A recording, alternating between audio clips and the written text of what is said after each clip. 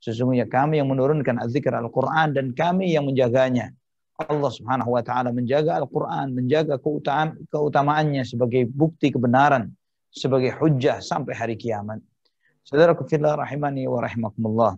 Setiap yang mempelajari Islam, dia membutuhkan pemahaman yang benar bagaimana memahami Islam.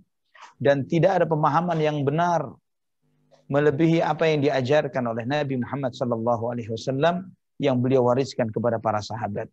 Karena itulah satu-satunya Islam yang diridhai oleh Allah Subhanahu wa taala. Jika kita bertanya, apa itu Islam? Agama Islam yang mana? Ketika kita sedang bimbang dan ragu dan banyak pertanyaan-pertanyaan tentang beragam corak warna yang banyak beredar di masyarakat kita saat ini, maka jawabannya adalah Islam yang diajarkan Rasulullah SAW yang diwariskan kepada para sahabat beliau. Adapun warna-warna tambahan, ya, corak-corak yang disisipkan dan dibubuhkan setelah Islam yang diajarkan Nabi SAW kepada para sahabatnya adalah warna-warna yang palsu, yang semu, hanya sepuhan-sepuhan untuk mengkelabuhi kita dengan sepuhan-sepuhan tersebut. Saudaraku fillah rahimani wa rahimakumullah. Ketika bicara Islam, Islam ini ada tahapan-tahapannya. Dan tahapan-tahapan itu siapa yang mengajarkan? Nabi kita Muhammad SAW. Dalam sebuah hadis yang sahih, yang dikenal dengan hadis Jibril. Dan hadis ini disebut sebagai Ummus Sunnah, induknya hadis. Karena apa? Karena hadis ini membahas semua yang mencakup seluruh ajaran Islam. Ketika sekali waktu malaikat Jibril alaihi salam mendatangi Nabi SAW ketika beliau sedang duduk dengan para sahabatnya dengan sosok seperti seorang laki-laki. Ya, seorang laki-laki dari kalangan manusia. Kemudian dia masuk mengucapkan salam kepada Nabi SAW, kemudian menempelkan lututnya kepada lutut Nabi SAW dan meletakkan kedua tangannya di atas pahanya. Kemudian orang ini bertanya, ya Muhammad, akhbirni anil Islam. Ya, kemudian Nabi Muhammad SAW menjawab, al-Islam anta syahada an la ilaha illallah wa anna Muhammad Rasulullah wa tuqimus salat wa tu'tiyaz zakah wa tasumma Ramadan wa tahujjal baita in istata'ta ilaihi sabila. Islam adalah engkau bersyahadat la ilaha illallah Muhammad Rasulullah, engkau menegakkan salat, engkau menunaikan zakat, engkau puasa Ramadan, dan engkau menunaikan ibadah haji ketika engkau mampu. Kemudian orang ini mengatakan sadaq, engkau benar. Nah, di situ pertanyaan para sahabat yang lain. Beliau bertanya dan beliau membenarkan. Siapa dia? Sedangkan para sahabat sebelumnya sudah bertanya-tanya di dalam hatinya. Orang ini tidak seperti orang yang dari kejauhan. Karena tidak terlihat jejak sebagai seorang musafir. Rambutnya bersih, bajunya putih bersih. Rambutnya hitam legam. Tidak terlihat seperti orang dari bepergian jauh. Tapi anehnya, tidak ada seorang pun yang bersama kita yang mengenali siapa orang ini. Nah, setelah menjawab, sadaqta, engkau benar. Kemudian orang ini bertanya lagi. Akhirnya anil iman. Apa itu iman? Al-iman an tu'minna billahi wa malaikatihi wa kutubihi wa rusulihi wal yawmil akhir wa an tu'minna bil qadri khairihi wa syarrih. Iman itu adalah ketika engkau beriman kepada Allah, kepada malaikat-malaikatnya, kepada kitab-kitabnya, kepada rasulnya, ya, kepada rasul-rasulnya, dan kemudian kepada hari akhir, serta engkau beriman kepada takdir baik dan buruknya. Ini rukun iman. Ya, yang tadi rukun Islam, ini rukun iman. Rukun Islam ada 5, rukun iman ada 6. Ya. Dan ikhwatal iman rahimani wa rahimakumullah. Setelah itu orang ini bertanya lagi, apa itu ihsan? Ihsan an ta'budallaha ka'annaka tarahu fa in lam takun tarahu fa innahu yaraka. Ihsan adalah ketika engkau beribadah kepada Allah Subhanahu wa taala seakan-akan engkau melihatnya, dan jika tidak sanggup pada tahapan itu, yakini bahwa Allah Subhanahu wa taala senantiasa mengawasi dan melihat dirimu. Kemudian orang ini tidak lama lagi bertanya, kapan kiamat? Matas sa'ah? Matas sa'ah? Kapan kiamat? Maka Nabi SAW menjawab, mal mas'ulu anha bi'alama minas sa'il. Yang ditanya tidak lebih mengerti dari yang bertanya. Sama-sama tidak tahu.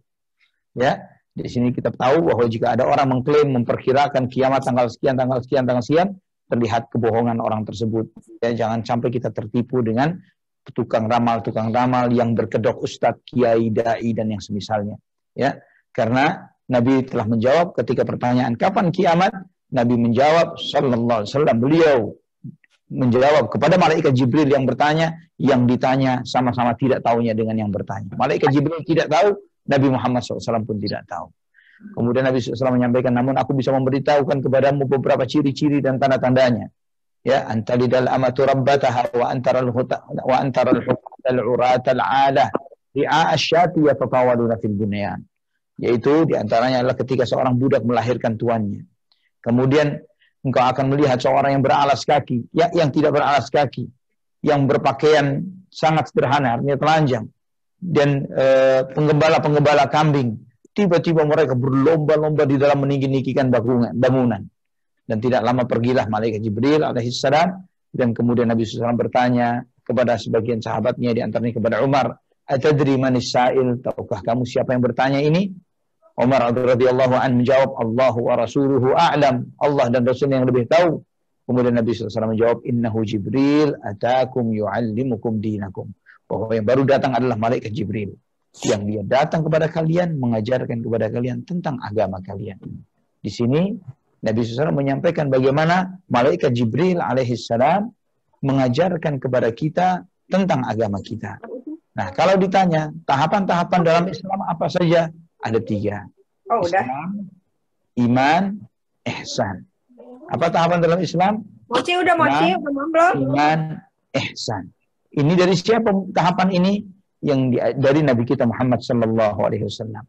Ya, diajarkan oleh Nabi kita Muhammad sallallahu alaihi wasallam. Setiap muslim belum tentu mukmin. Ya, pahami, setiap muslim belum tentu mukmin, tapi setiap mukmin pasti dia muslim. Ya. Artinya di sini kita menyadari iman itu lebih luas cakupannya ketimbang Islam. Ya, tidak setiap muslim itu mukmin, tapi setiap mukmin pasti muslim. Ya, harus dipahami itu. Nah, ikhwatal iman rahimani wa rahimakumullah. Derajat Islam atau muslim, kemudian mukmin, kemudian muhsin. Ini level tertinggi, ihsan. Levelnya para aulia Allah yang diajarkan oleh Nabi kita Muhammad SAW. Dari sini kita menyadari jika ada sebagian dai atau ustadz yang membagi Islam misalnya dengan syariat, hakikat, ma'rifat misalnya, seperti pemahaman sebagian kaum tasawuf, yang seperti itu tidak ada tuntunan dari Nabi SAW dan tidak ada dasarnya dalam Al-Quran dan As-Sunnah. Ya, membagi Islam menjadi syariat, hakikat, ma'rifat. Terlebih lagi jika di dalam ajaran tersebut disampaikan bahwa ketika seorang itu masih dalam level yang paling bawah, yaitu level syariat, maka dia wajib menjalankan semua beban syariat, sholat, puasa, zakat, dan lain sebagainya. Namun ketika dia naik level keimanannya sudah sampai kepada ma'rifat misalnya, maka dia tidak perlu lagi untuk menjalankan sholat dan yang lain sebagainya karena sudah terbebas dari ibadah. Maka tidak sedikit dari pemahaman yang nyeleneh ini sampai menisbatkan sebagian orang gila sebagai wali. Ya, orang gila tidak waras dinisbatkan sebagai waliullah. Padahal orang gila ini, kata Nabi SAW, rufi'al qalamu an thalathin, bahwa pena itu tidak akan dicatat. Artinya tidak ada 3 golongan yang tidak akan dicatat segala amal perbuatannya baik dan buruknya. Nabi SAW menyebutkan di antaranya al-majnun hatta yafiq, yaitu orang gila sampai dia waras.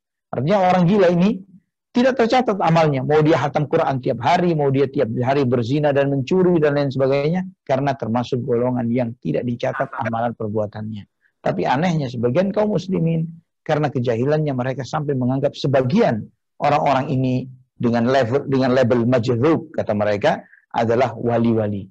Kita bertanya kepada mereka, siapakah seorang wali yang dengan tampilan, dengan keyakinan yang seperti Anda yakini saat ini, saudaraku fillah, ya, yang dengan tampilan orang gila yang hidup di masa sahabat, ya. Adakah sosok Abu Bakar, Umar, Utsman, Ali dan yang lainnya sahabat yang dijamin surga oleh Nabi SAW? Mereka ini berpenampilan seperti orang gila, ya. Namun anehnya keyakinan yang seperti ini masih banyak diikuti oleh sebagian kaum muslimin. Ikhwatal iman rahimani wa rahimakumullah. Iman di dalam bahasa berarti pembenaran, at-tasdiq, yaitu membenarkan. Sebagaimana yang disampaikan dalam surat Yusuf ayat 17, Allah berfirman, "Wa ma anta bimu'minin lana walau kunna shadiqin." Wahai ayah kami, engkau tidak akan pernah percaya kepada kami walaupun kami berkata benar. Ini perkataan anak-anaknya Nabi Yakub alaihissalam kepada ayahnya. Ini mereka mengatakan seperti itu. Ini adalah pemahaman secara bahasa. Adapun secara istilah, secara syar'i, ya, sebagaimana yang didefinisikan oleh para ulama Ahlus Sunnah wal Jamaah, bahwa iman itu ucapan dengan lisan, keyakinan dengan hati, dan amal dengan perbuatan. Ya, ucapan dengan lisan, keyakinan dengan hati, dan amal perbuatan dengan anggota tubuh, ya, bertambah dengan ketaatan, berkurang karena dosa dan maksiat. Ini 5 bagian dari keimanan, ya, yaitu ucapan lisan, keyakinan hati, amalan anggota tubuh, bertambah dengan ketaatan, berkurang karena dosa dan maksiat. Ini adalah hakikat syariah, ya, hakikat syariah tentang pemahaman iman. Karena hakikat sesuatu itu ada yang dijelaskan oleh para ulama, ada hakikat bahasa, ada hakikat syariah, dan ada hakikat tradisi. Ya, yang ketika kita belajar agama, mengembalikan segala istilah itu bukan kepada apa yang dipahami secara harfiah atau bahasa, tapi kepada hakikat syariah. Contohnya, kata as-salah, salat. Salat ini menurut hakikat bahasanya artinya adalah doa, berdoa. Tapi secara hakikat syariah, pengertian syariat adalah gerakan tertentu yang dimulai dengan takbir, yang diakhiri dengan salam, ya, yang diajarkan oleh Nabi kita Muhammad SAW dengan bacaan-bacaan tertentu sesuai dengan yang dituntut oleh Nabi SAW. Itu adalah tentang definisi salat menurut definisi hakikat syariah. Nah, belajar Islam harus mengembalikan kepada hakikat syariah. Jadi, apa itu Islam? Makna Islam itu apa sih? Makna iman itu apa sih? Misalnya, ya, kita harus mengembalikan kepada hakikat syariah, bukan hanya sekedar istilah bahasa. Karena kalau cuma merujuk kepada sekedar bahasa, akan menyebabkan seseorang itu terjerumus ke dalam kesesatan. Sebagai contoh misalnya, salat adalah doa. Maka sebagian orang yang tidak mau merujuk kepada hakikat syariah, mereka akan mengatakan, saya sudah sholat kok. Bentuknya bagaimana? Eling. Yang penting eling sudah sholat. Ya, ini dia hanya merujuk kepada istilah bahasa bahwa sholat itu doa. Tapi dia lupa bahwa eling saja tidak pernah dilakukan oleh Nabi Shallallahu Alaihi Wasallam. Nabi Shallallahu Alaihi Wasallam melaksanakan sholat sampai akhir hayatnya dengan cara takbiratul ihram sampai salam. Ikhwatal iman rahimani wa rahimakumullah. Di sini kita memahami tentang istilah iman, bahwa iman itu yang pilar pertamanya adalah qaulul lisan, ucapan lisan. Ya. Kemudian dari sini seseorang yang beriman, dia harus mengikrarkan dengan syahadatnya, dengan ucapannya, dengan lisannya. Ya. Dia harus mengatakan apa yang ada di dalam hatinya akan kebenaran itu. Ya. Adapun misalnya dia ucapkan dengan lisannya pembenaran akan kebenaran Allah Subhanahu wa taala dan Rasulnya dengan asyhadu an la ilaha illallah wa asyhadu anna Muhammadar Rasulullah, namun di dalam hatinya tidak seperti itu, maka dia adalah orang munafik. Ya, orang munafik yang mengucap dengan lisannya dengan ketaatan, dengan anggota tubuhnya dengan ketaatan, tapi hatinya tidak mau menerima. Allah Subhanahu wa taala berfirman dalam surat Al-Munafiqun ayat 1, "Idza ja'akal munafiquna qalu nashhadu innaka la rasulullah wallahu ya'lamu innaka la rasuluhu wallahu yashhadu innal munafiqina lakadzibun." Allah Subhanahu wa taala berfirman, jika datang kepadamu orang-orang munafik berkata, "Kami bersaksi bahwa engkau adalah benar-benar utusan Allah." Allah Subhanahu wa taala Maha tahu bahwa engkau adalah utusannya, dan Allah bersaksi sesungguhnya orang-orang munafik sungguh adalah mereka berbohong dan berdusta. Ucapan mereka, ucapan orang-orang munafik, innaka la rasulullah, sungguh engkau adalah utusan Allah, adalah ucapan yang benar. Tapi karena hanya sekedar ucapan lisan, tidak diiringi dengan ikrar dalam hati, pengakuan akan kebenaran Muhammad SAW, maka Allah sebut mereka sebagai pembohong dan berdusta. Dan ikhwatal iman, juga tidak cukup seseorang itu kebenaran dalam hati saja, tapi tidak diikrarkan. Pengakuan dalam hati, tapi tidak diikrarkan dengan lisan. Sebagian orang-orang kafir yang hidup dari zaman dahulu sampai hari ini, di antara mereka ada yang meyakini kebenaran Islam, yang membenarkan, saya tahu Nabi Muhammad itu Nabi utusan Allah, saya tahu Allah adalah Tuhan yang benar, saya tahu ini dan itu, tapi nggak mau syahadat. Tidak mau bersyahadat asyhadu an la ilaha illallah asyhadu anna Muhammadar Rasulullah. Apakah ada manfaat bagi dirinya dengan pengakuan di dalam hati bahwa Allah adalah benar dan Muhammad SAW adalah benar, tidak ada nilainya. Tidak ada nilainya sampai dia bersyahadat asyhadu an la ilaha illallah wa asyhadu anna Muhammadar Rasulullah. Ya, karena seperti Abu Talib paman Nabi sallallahu alaihi wasallam, paman Nabi Abu Talib, dia mengakui kebenaran Nabi Muhammad sallallahu alaihi wasallam tapi tidak mau tunduk dan taat kepada beliau walaupun seumur hidup beliau menjadi bemper dan tameng hidupnya Nabi sallallahu alaihi wasallam karena tidak mau mengikrarkan dan syahadat, maka dia tidak dianggap sebagai orang yang beriman. Juga ikhwatul iman rahimani wa rahimakumullah, mengakui dengan hati, ya, mengikrarkan dalam hati, mengakui dengan lisan dengan syahadat, tapi tidak dibuktikan dengan amal perbuatan juga tidak akan bernilai. Ya, harus diiringi dengan perbuatan, menjalankan perintah, menjauhi dosa dan maksiat, ya, menjauhkan diri dari hal-hal yang haram. Nah, ikhwatul iman rahimani wa rahimakumullah, inilah iman. Itu adalah iman. Maka dengan ini kita menyadari bahwa iman itu mencakup seluruh bagian dan aspek agama ini. Semua ketaatan, segala bentuk syariat yang diajarkan oleh Allah Subhanahu wa taala adalah bagian dari iman. Ya, dan di antara bagian itu ada yang merupakan penyempurna dari keimanan. Ya, ada bagian dari amal itu adalah penyempurna dari keimanan. Ada penyempurna yang hukumnya wajib, ada penyempurna yang hukumnya sunnah. Ikhwatul iman rahimani wa rahimakumullah. Iman ini ada rukun iman dan ada cabang-cabang keimanan. Ya, dan ini telah dijelaskan oleh Nabi SAW tentang rukun iman seperti dalam hadis Jibril yang tadi disampaikan. Ya, Nabi SAW menyebutkan tentang rukunnya iman. Adapun tentang cabang-cabang keimanan dijelaskan oleh Nabi SAW dalam hadis yang sahih riwayat Imam Muslim dan yang lainnya. Al-imanu bid'un wa sittuna wa fi riwayat bid'un wa sab'una syu'bah a'laha la ilaha illallah wa adnaha imatatul adha 'anit tariq wal haya'u syu'batun minal iman. Nabi sallallahu alaihi wasallam bersabda bahwa iman itu 60 lebih cabangnya. Dalam riwayat yang lain 70 lebih cabangnya. Cabang tertinggi dari iman la ilaha illallah. Cabang terendah dari iman adalah menyingkirkan gangguan dari jalan. Dan malu adalah sebagian dari iman. Ini menunjukkan bahwa iman itu ada cabang-cabangnya. Ikhwatal iman rahimani wa rahimakumullah.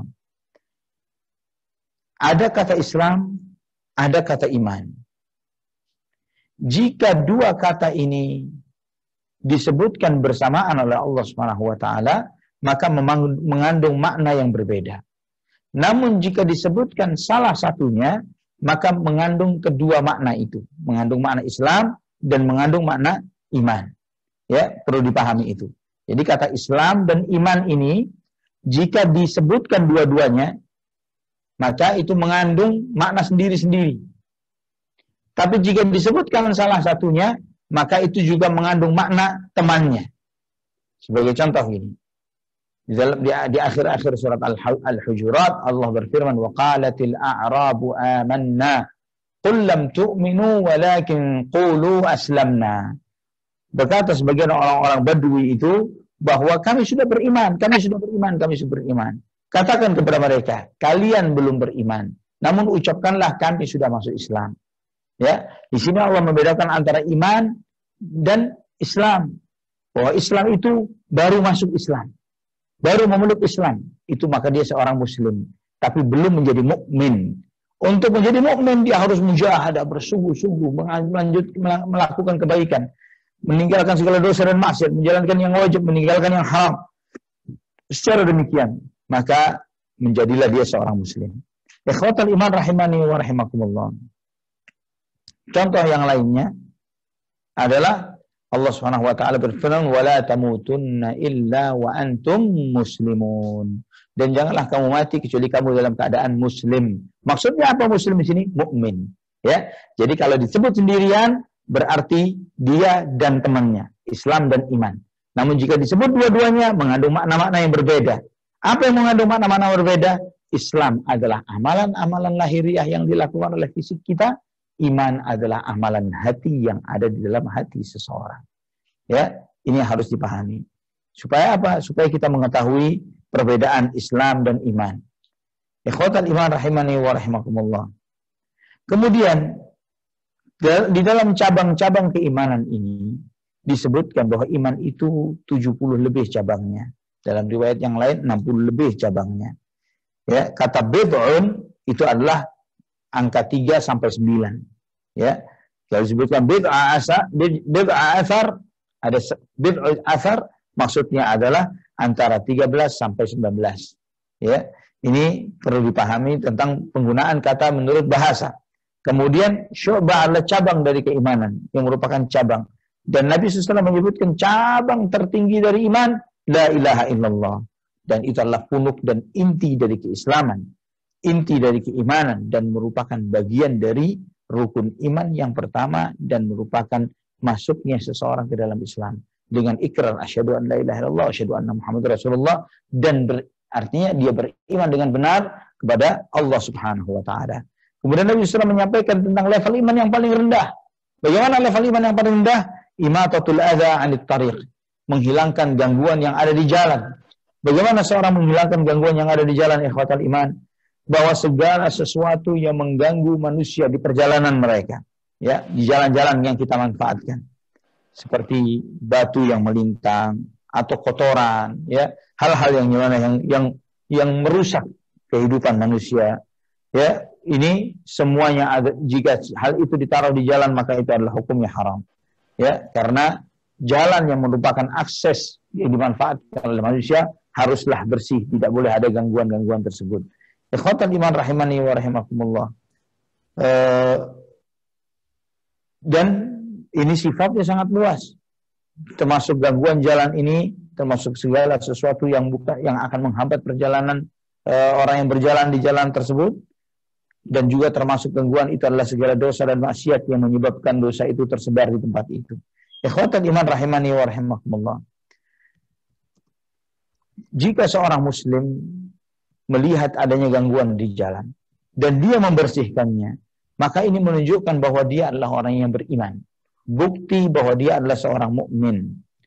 Sebaliknya, ketika dia tidak melakukan itu, tidak membersihkan jalan dari kotoran, malah sebaliknya, naruh kotoran di jalan, ini menunjukkan bahwa dia melakukan perbuatan kufur, perbuatan maksiat dan dosa, lawan dari iman. Ikhwatan iman rahimani wa rahimakumullah. Kemudian Nabi SAW bersabda, wal haya'u syu'batun minal iman. Dan malu adalah sebagian atau cabang dari keimanan. Ini menunjukkan kepada kita bahwa malu itu bagian dari iman. Artinya iman dan malu ini identik, beriringan. Jika imannya tinggi, malunya akan tinggi. Jika imannya rendah, maka dia tidak akan memiliki sifat malu. Itu yang kita lihat di zaman kita saat ini. Jika dahulu seseorang dengan berpikir berulang-ulang jika ada orang melihat aib akan dirinya, cacat akan dirinya. Namun kondisi sekarang, ikhwatal iman, manusia tidak segan-segan mengakui dosa dan maksiat yang biasa dia lakukan. Ya, dia menyampaikan, saya setiap hari berzina, begini, setelah berhubungan dengan banyak laki-laki atau wanita dan lain sebagainya. Dia dengan enaknya menyampaikan itu di media-media umum masyarakat kita tanpa malu, ya, menunjukkan betapa najis dan kotornya dirinya dengan dosa dan maksiat yang dia lakukan. Ikhwatan iman rahimani wa rahimakumullah. Dan malu ini selalu mendatangkan kebaikan. Al-haya'u la ya'ti illa bi khair. Nabi SAW bersabda, sifat malu selalu mendatangkan kebaikan. Dan berbeda antara malu dan minder. Ya, perlu dipahami, tidak sama antara sifat malu dan sifat minder. Malu itu yang membawa seseorang untuk bersikap positif. Ya, sebagai contoh misalnya, kenapa kita menjamu tamu yang datang ke rumah kita? Karena kita malu, jangan sampai tamu ini membicarakan kita begini dan begitu misalnya. Kenapa seseorang menepati janji? Kenapa seseorang membayar hutang? Kenapa seseorang begini? Sebagian besar aktivitas yang kita lakukan sehari-hari pada intinya diantaranya adalah karena terdorong oleh sifat malu. Malu dikatakan sebagai pengkhianat, malu dikatakan sebagai orang munafik, malu begini begitu dan yang lain sebagainya. Ini yang malah memotivasi kita untuk beramal dan berbuat. Ini malu. Tapi sebaliknya minder, malah sebaliknya lawan dari malu. Kalau minder ini munculnya adalah karena kerendah hati, karena rendah diri. Ya, ketika seorang merasa dirinya rendah, tidak selevel dengan orang yang ada di sekitarnya, maka menjadilah dia orang yang minder. Dia tidak pede, tidak memiliki kepercayaan diri untuk mengingkari kemungkaran yang sedang dilakukan di depannya misalnya dan yang semisalnya. Ikhwatal iman rahimani wa rahimakumullah. Dalil ini, ya, ini yang dijadikan sebagai dalil oleh para ulama di dalam menegaskan ya hadis iman itu 70 lebih cabangnya, ini sebagai dalil untuk menegaskan bahwa iman itu ucapan dengan lisan, keyakinan dengan hati, dan amal perbuatan. Ya, karena level tertinggi dari iman, la ilaha illallah. Ya, ini menunjukkan bahwa la ilaha illallah puncak tertinggi dari keimanan, yaitu tauhid. Yang paling rendah menghilangkan kotoran dari jalan. Ya, di sini juga mengaitkan antara apa yang di dalam hati dan apa yang dilakukan oleh anggota tubuh, dan itu bagian dari iman. Sedangkan sifat malu adalah amalan hati seseorang. Ya, karena sifat hati inilah yang akan terbersih dan tercermin dari sikap seseorang ketika berbicara, ketika bersikap, ketika berlangkah, berbuat, dan lain sebagainya. Nah, dari sini kita menyadari bahwa inilah bukti kebenaran akidah Ahlus Sunnah wal Jamaah yang menegaskan bahwa iman itu adalah pengakuan dengan hati, ikrar dengan lisan, dan bukti dengan anggota tubuh. Kemudian ikhwatal iman, rukun iman. Ada berapa rukun iman? Ada 6. Iman kepada Allah, iman kepada malaikat-malaikatnya, iman kepada kitab-kitabnya, iman kepada rasul-rasulnya, ya. Kemudian iman kepada hari akhir dan iman kepada takdir baik dan buruknya. Ikhwatal iman rahimani wa rahimakumullah.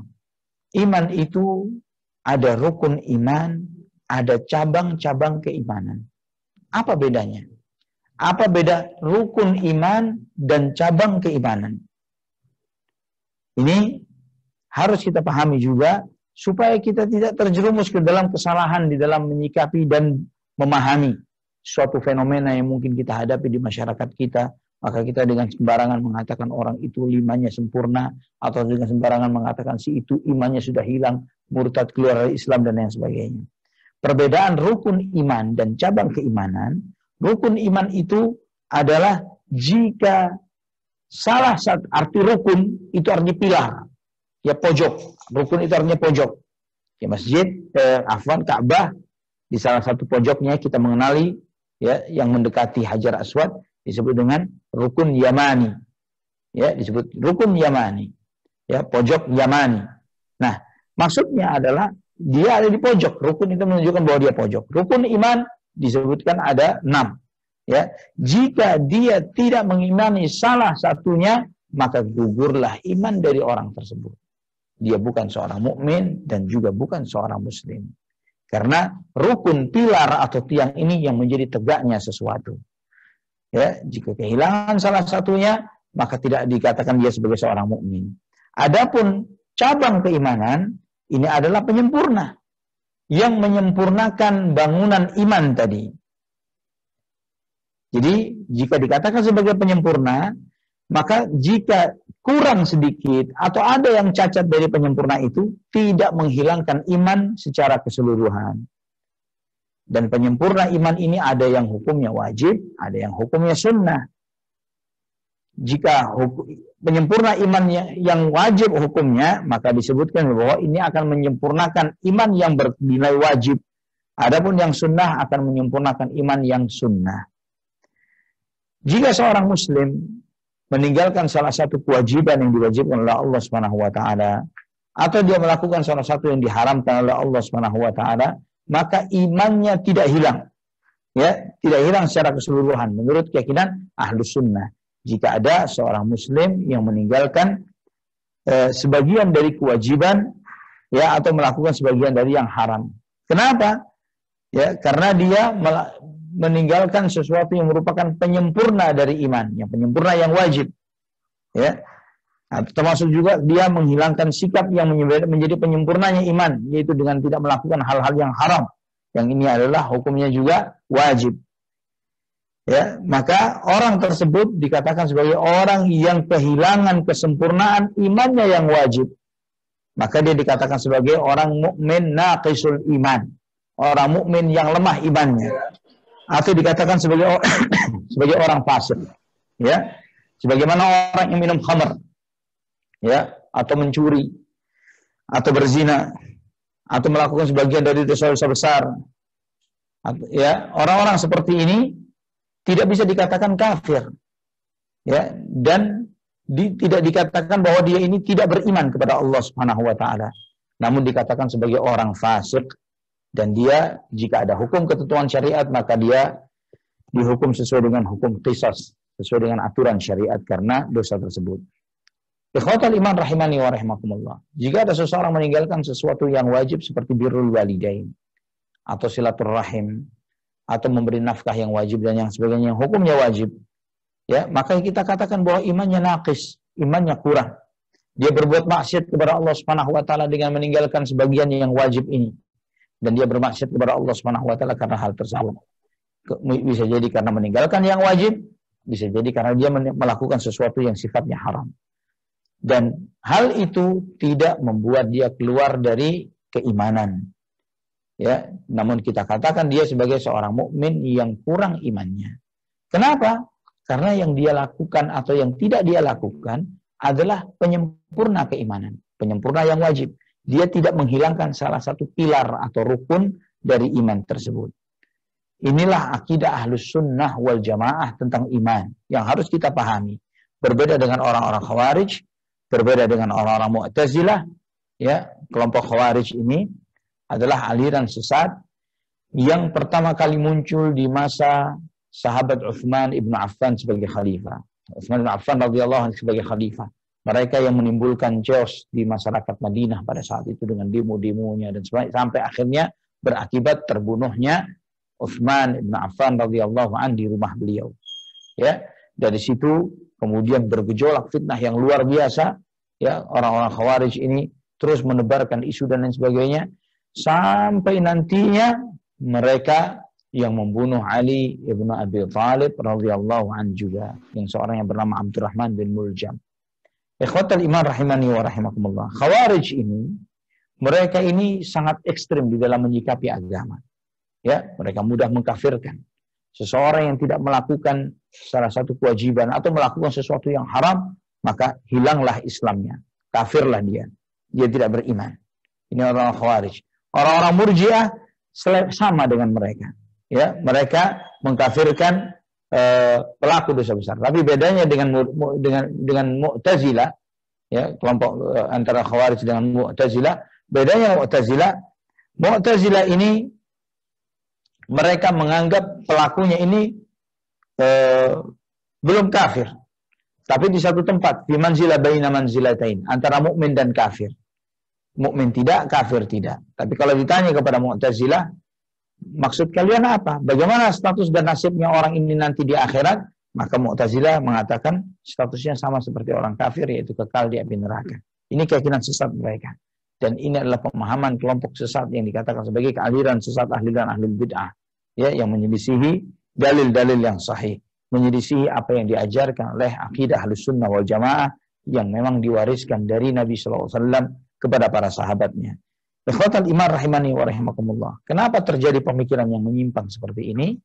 Karena di Al-Quran ada dua golongan besar ayat. Yang golongan pertama disebut ayat-ayat janji, yang golongan berikutnya disebut dengan ayat-ayat ancaman. Ya, ada yang menjanjikan surga, ada ancaman api neraka. Khawarij ini dia mengesampingkan ayat-ayat janji dan mengedepankan ayat-ayat ancaman. Ya, sehingga ketika mengesampingkan sebagian, mengedepankan yang sebagian yang lain, jadilah mereka kelompok yang ekstremis, ya, yang mengkafirkan orang-orang yang melakukan dosa-dosa besar. Ada kelompok lain kontraproduktifnya Khawarij, yaitu Murji'ah. Yang mereka ini sifatnya orang-orang Murji'ah mengedepankan ayat-ayat janji dan mengesampingkan ayat-ayat ancaman. Kalau Khawarij mengedepankan ayat-ayat ancaman dan mengesampingkan ayat-ayat janji. Karena mengedepankan ayat-ayat ancaman, maka mereka dengan sangat ketakutan melihat seseorang yang berbuat dosa dan maksiat, sehingga menganggap orang itu telah berbuat dosa dan maksiat dan murtad keluar dari Islam karena perbuatan maksiat dan dosanya. Orang Murji'ah beda lagi, ya, karena mengedepankan ayat-ayat janji dan mengesampingkan ayat-ayat ancaman, maka mereka nyantai saja. selama Anda nggak syirik, ya, mau dosa maksiat apapun, monggo silahkan. Insya Allah tetap masuk surga. Kalaupun masuk neraka paling digodok sehari 2 hari, habis itu keluar masuk surga lagi insya Allah. Ya, ini keyakinan kelompok Murji'ah. Yang sayangnya, saudaraku fillah rahimani wa rahimakumullah, 2 pemahaman nyeleneh ini juga berkembang di masyarakat kita.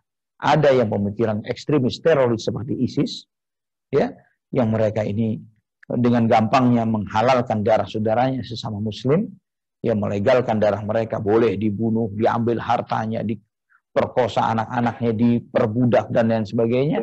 Ini pemahaman yang nyeleneh karena hanya anggapan bahwa mereka tidak begini, tidak melakukan itu atau melakukan ini dan itu, kemudian mereka dengan mudahnya dimurtadkan dan dikafirkan. Sebaliknya Murji'ah yang nyeleneh ini, Murji'ah terlalu optimis dengan ayat-ayat janji. Ikhwatal iman rahimani wa rahimakumullah.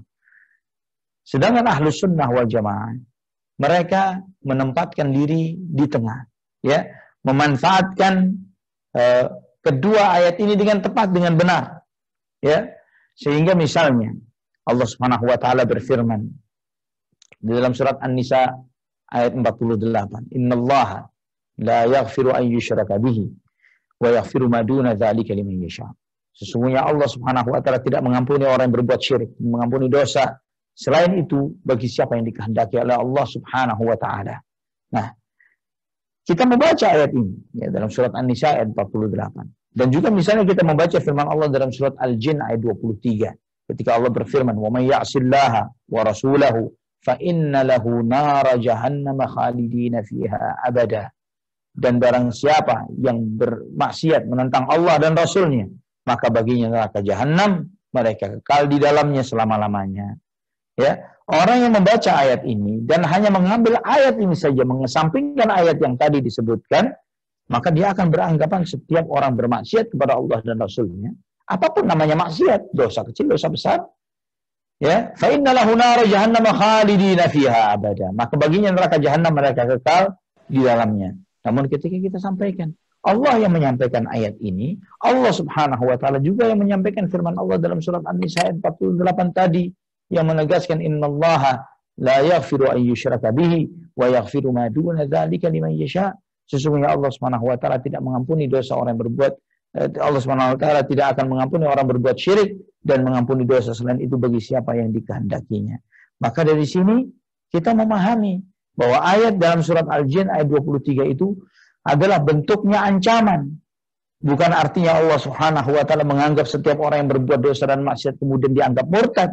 Buktinya apa? Ya surat An-Nisa ayat 48 yang menegaskan ini, yang menjelaskan, memberikan pembatasan-pembatasan.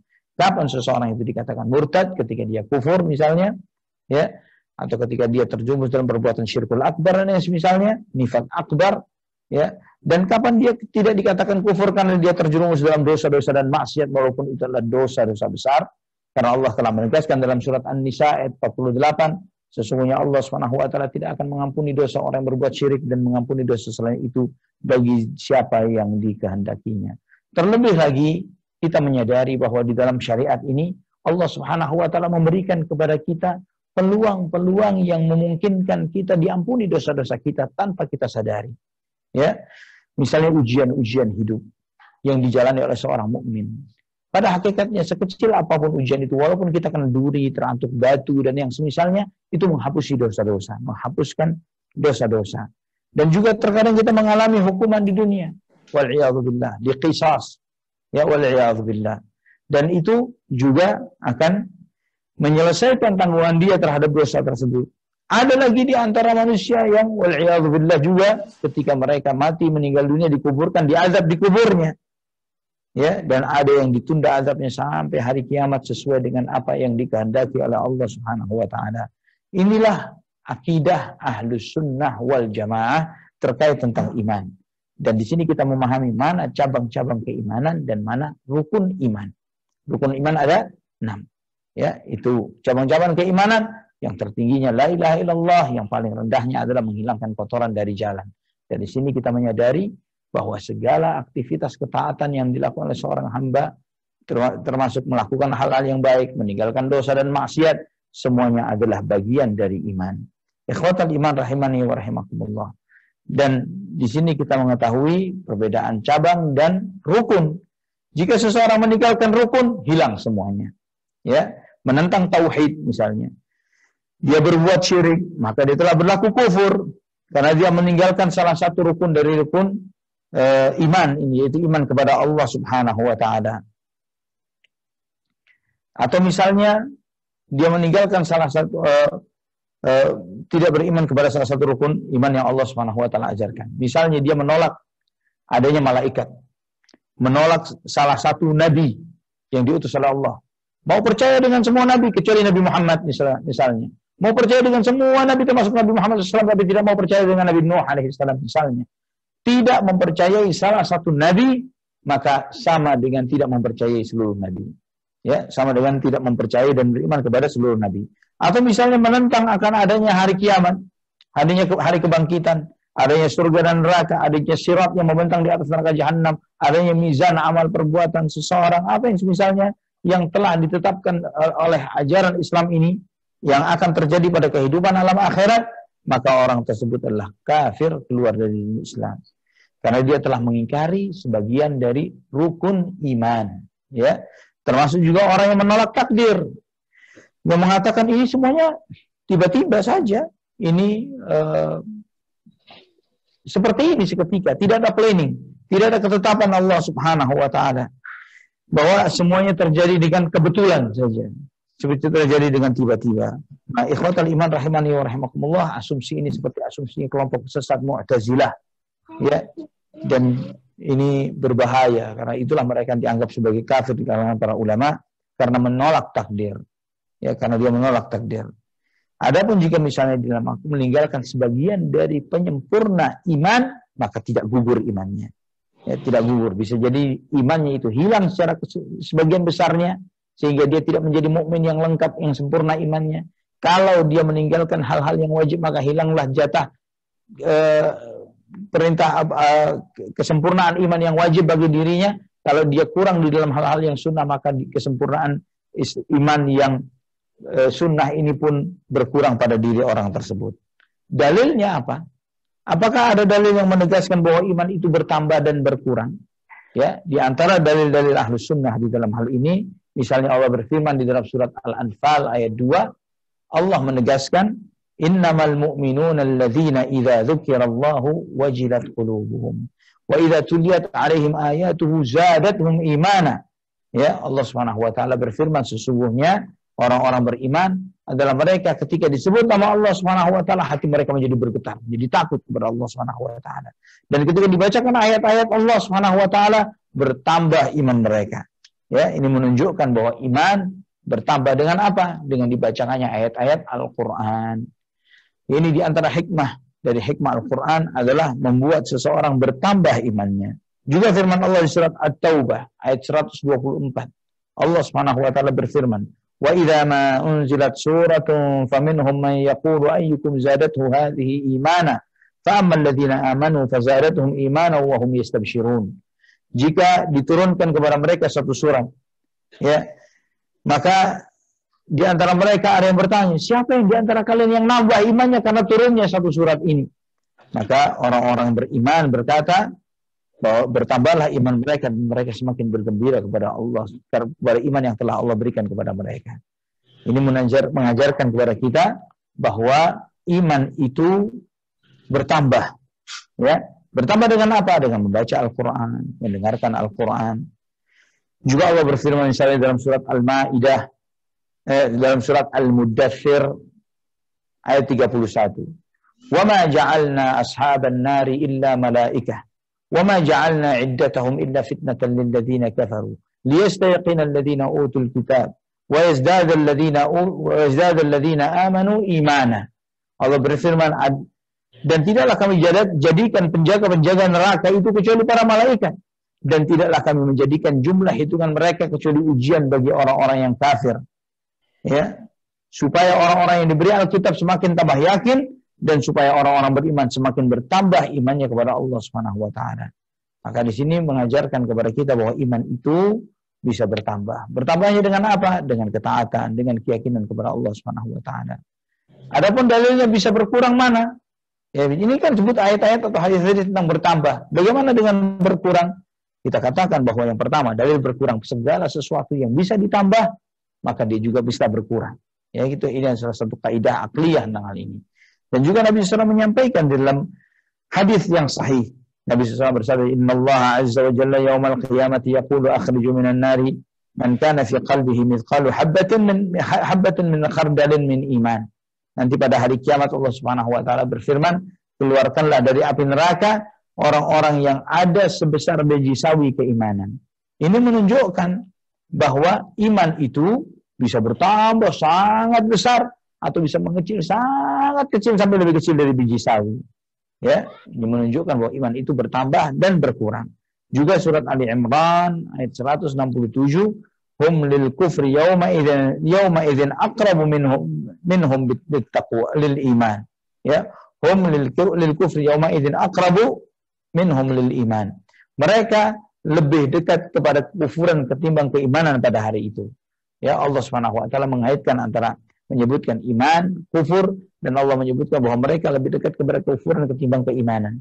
Ini menunjukkan bahwa iman yang Allah sematkan di dalam hati mereka bisa bertambah dan bisa berkurang. Juga ikhwatal iman rahimani wa rahimakumullah. Hadis Nabi SAW yang sangat populer. Man ra'a minkum munkaran falyughayyirhu biyadihi, fa in lam yastati' fa bilisanihi, fa in lam yastati' fa biqalbihi, wa dzalika adhaful iman. Barang siapa di antara kalian melihat suatu kemunkaran, maka hendaklah merubah dengan tangannya. Jika tidak sanggup, maka merubah dengan lisannya. Jika tidak sanggup, maka merubah dengan hatinya, ada dengan meninggalkan perbuatan majelis tersebut, dan itu adalah lemah-lemahnya iman. Ini menunjukkan kepada kita tentang bahwa iman itu bisa kuat, bisa lemah, iman bisa bertambah, iman bisa berkurang. Ikhwatal iman rahimani wa rahimakumullah. Ini adalah konsep iman di dalam Al-Quranul Karim dan sunnah Nabi SAW yang diajarkan oleh Nabi kita Muhammad Ibn Abdullah SAW. Dan rukun iman ini sebagaimana ditegaskan oleh para ulama, ada berapa? Ada 6. Ya, rukun iman ada 6. Yang iman yang pertama yang mendasar adalah iman kepada Allah Subhanahu wa taala. Dan iman, ingat ikhwatal iman. Bagian orang beranggapan bahwa ketika mereka beriman kepada rukun iman yang 6, cukup dengan memahaminya begitu saja, menghafalnya, dan tidak ada korelasi dan konsekuensi bagi dirinya. Iman kepada Allah, yang penting percaya kepada Allah. Iman kepada malaikat, yang penting percaya kepada malaikat. Tidak ada konsekuensi tertentu yang harus ditanggungnya. Padahal tidak demikian. Karena jika iman itu sekedar percaya Allah ada, maka banyak agama di luar Islam juga meyakini hal yang sama. Tapi penegasannya bukan di sana. Penegasannya bukanlah meyakini bahwa Allah ada begitu saja. Tapi yang lebih dari itu adalah meyakini bahwa Allah Subhanahu wa taala adalah satu-satunya ilah yang berhak disembah, bahwa Allah Subhanahu wa taala satu-satunya Rabb yang mencipta, bahwa Allah Subhanahu wa taala memiliki nama-nama yang baik dan sifat-sifat yang agung dan mulia. Yang dengan nama-nama yang baik dan sifat-sifat yang agung dan mulia inilah kita beribadah kepada Allah Subhanahu wa taala. Ikhwatal iman rahimani wa rahimakumullah. Maka di dalam meyakini tentang iman kepada Allah, ini ada yang diajarkan oleh para ulama kepada kita. Apa saja yang harus diyakini terkait dengan iman kepada Allah. Bukan cuma sekedar percaya. Karena semua yang meyakini Allah punya anak, ya, seperti orang-orang Nasrani, mereka meyakini Allah. Tapi apakah itu yang dimaksud dengan iman kepada Allah Subhanahu wa taala? Ingat penjelasan tadi yang mengatakan bahwa segala sesuatu ketika mempelajari tentang keislaman harus dikembalikan kepada definisi yang syar'i, bukan hanya sekedar berdasarkan kepada definisi dari sisi bahasa saja. Ya, iman kepada Allah Subhanahu wa taala yang benar adalah mengandung 4 pilar keimanan. Yang pertama, iman bahwa Allah Subhanahu wa taala itu ada. Ya. Kedua, beriman bahwa Allah Subhanahu wa taala satu-satunya zat yang mencipta, yang mengatur, dan memiliki alam semesta. Yang ketiga, beriman bahwa Allah Subhanahu wa ta'ala adalah yang dialah Allah Subhanahu wa ta'ala yang satu-satunya berhak untuk disembah dan diibadahi. Kemudian, yang keempat, meyakini bahwa Allah Subhanahu wa ta'ala memiliki nama-nama yang baik dan sifat-sifat yang agung dan mulia. Ya, memiliki nama-nama yang baik dan sifat-sifat yang agung dan mulia.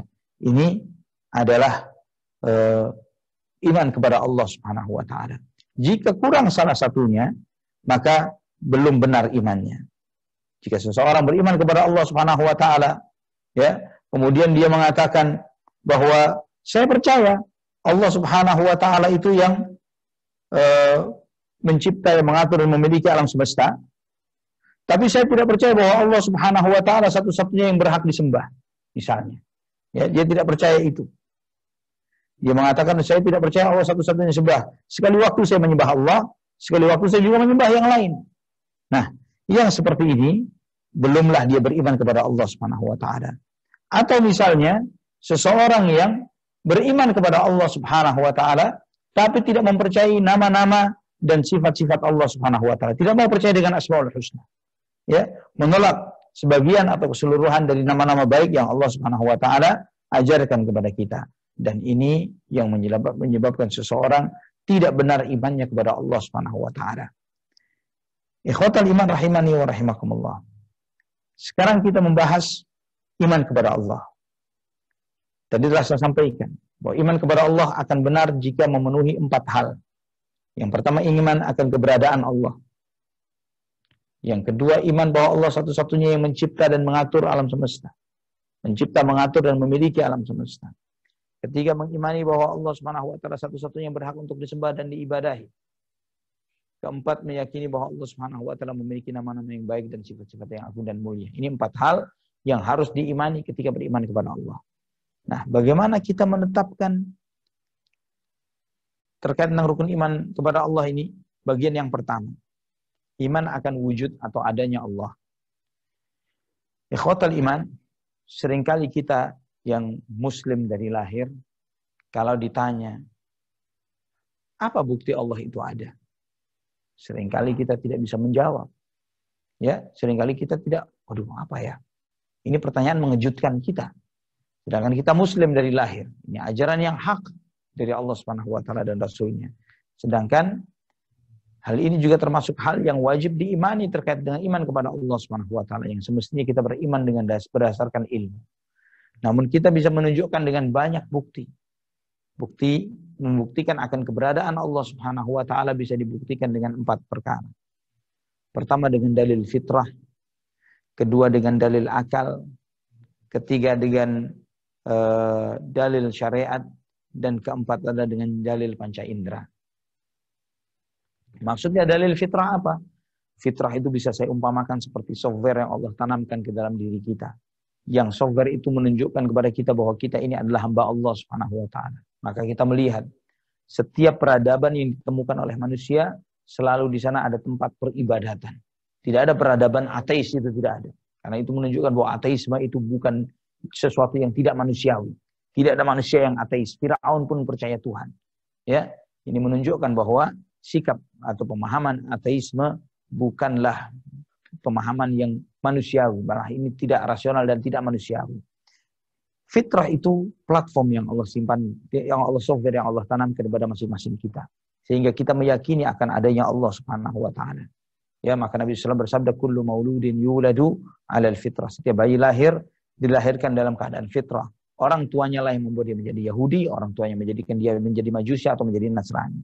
Kemudian Allah Subhanahu wa taala berfirman dalam surat Ar-Rum ayat 30, fitratallahi allati fataran nasa 'alaiha la tabdila li khalqillah dzalika ad-dinul qayyim. Agama ini adalah fitrahnya Allah. Ya Allah Subhanahu wa taala telah gariskan manusia di atas fitrah ini. Tiada perubahan dari penciptaan Allah dan itulah agama yang lurus. Dengan dalil fitrah maka kita melihat ikhwatal iman, seseorang yang terlahir meyakini akan adanya satu-satunya Allah, satu-satunya yang berhak disembah, satu-satunya yang berhak untuk diibadahi. Tidak ada Tuhan lain yang berhak disembah selain Allah. Maka setiap orang di luar Islam yang mempertuhankan banyak Tuhan, ya teman-teman yang di Bali, silahkan tanya kepada yang menyembah banyak Tuhan berhala ini, atau orang-orang yang memiliki teman Nasrani misalnya, tanyakan kepada mereka, benar tidak Tuhan kalian itu 3? Ya, coba tanya kepada mereka, berapa banyak Tuhan kalian? Ya, mereka akan menjawab Tuhan kami 1.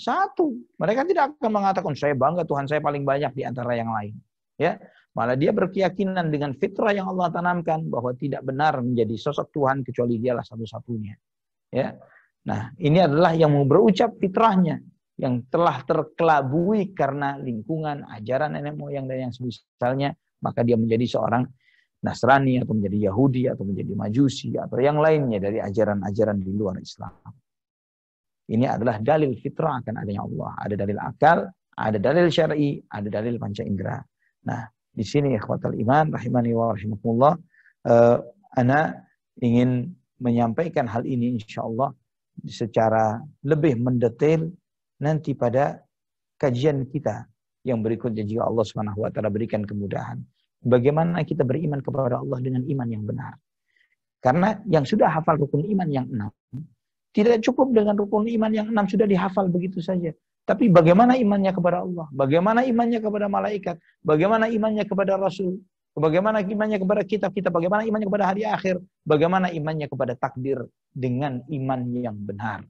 Iman yang diwariskan oleh Nabi SAW kepada para sahabatnya Abu Bakar, Umar, Uthman, Ali, Muhajirin wal Ansar. Mereka lah orang-orang yang ditinggal Nabi oleh SAW dan beliau SAW ridha kepada mereka. Maka kita harus memautkan, mengkaitkan ajaran keyakinan yang ada dalam hati ini dengan apa yang diajarkan oleh mereka radhiyallahu anhum ajma'in. Maka dengan demikian ikhwatal iman, luruslah iman seseorang, benarlah imannya, terutama iman kepada Allah Subhanahu wa taala. Yang insyaallah jika Allah Subhanahu wa taala berikan kemudahan, maka kita akan mengkaji iman kepada Allah Subhanahu wa taala dengan lebih mendalam. Ya, dengan membahas 4 pilar ini. Saya sudah membahas tentang dalil fitrah, dalil akal, ya, dalil syariat dan dalil panca indera. Insyaallah kita akan membahasnya pada kesempatan berikutnya. Kenapa?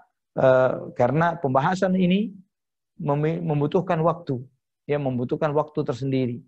Menjelaskan tentang dalil akal akan adanya Allah, menjelaskan dalil syariat akan adanya Allah Subhanahu wa taala dan panca indera ini membutuhkan waktu sendiri karena ada beberapa kaidah-kaidah dasar tentang bagaimana kita berpikir untuk mengarahkan orang yang kita ajak diskusi dan yang semisalnya, kita ajak dia untuk memahami bahwa Allah Subhanahu wa taala ini ada, Allah Subhanahu wa taala Maha berkuasa atas segala sesuatu, dan dengan memikirkan dengan akal pikiran yang Allah berikan kepada kita, dengan memikirkan makhluk ciptaannya, akan mengajarkan kepada kita, mengarahkan kepada kita untuk memahami sebagian dari sifat Allah. Tidak keseluruhan, sebagian dari sifat Allah bisa kita cerna.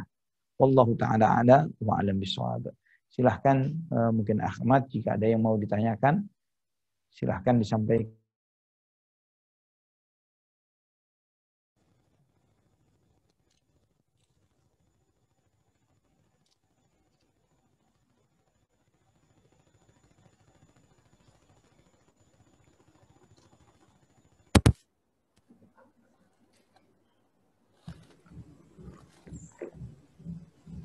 Ya.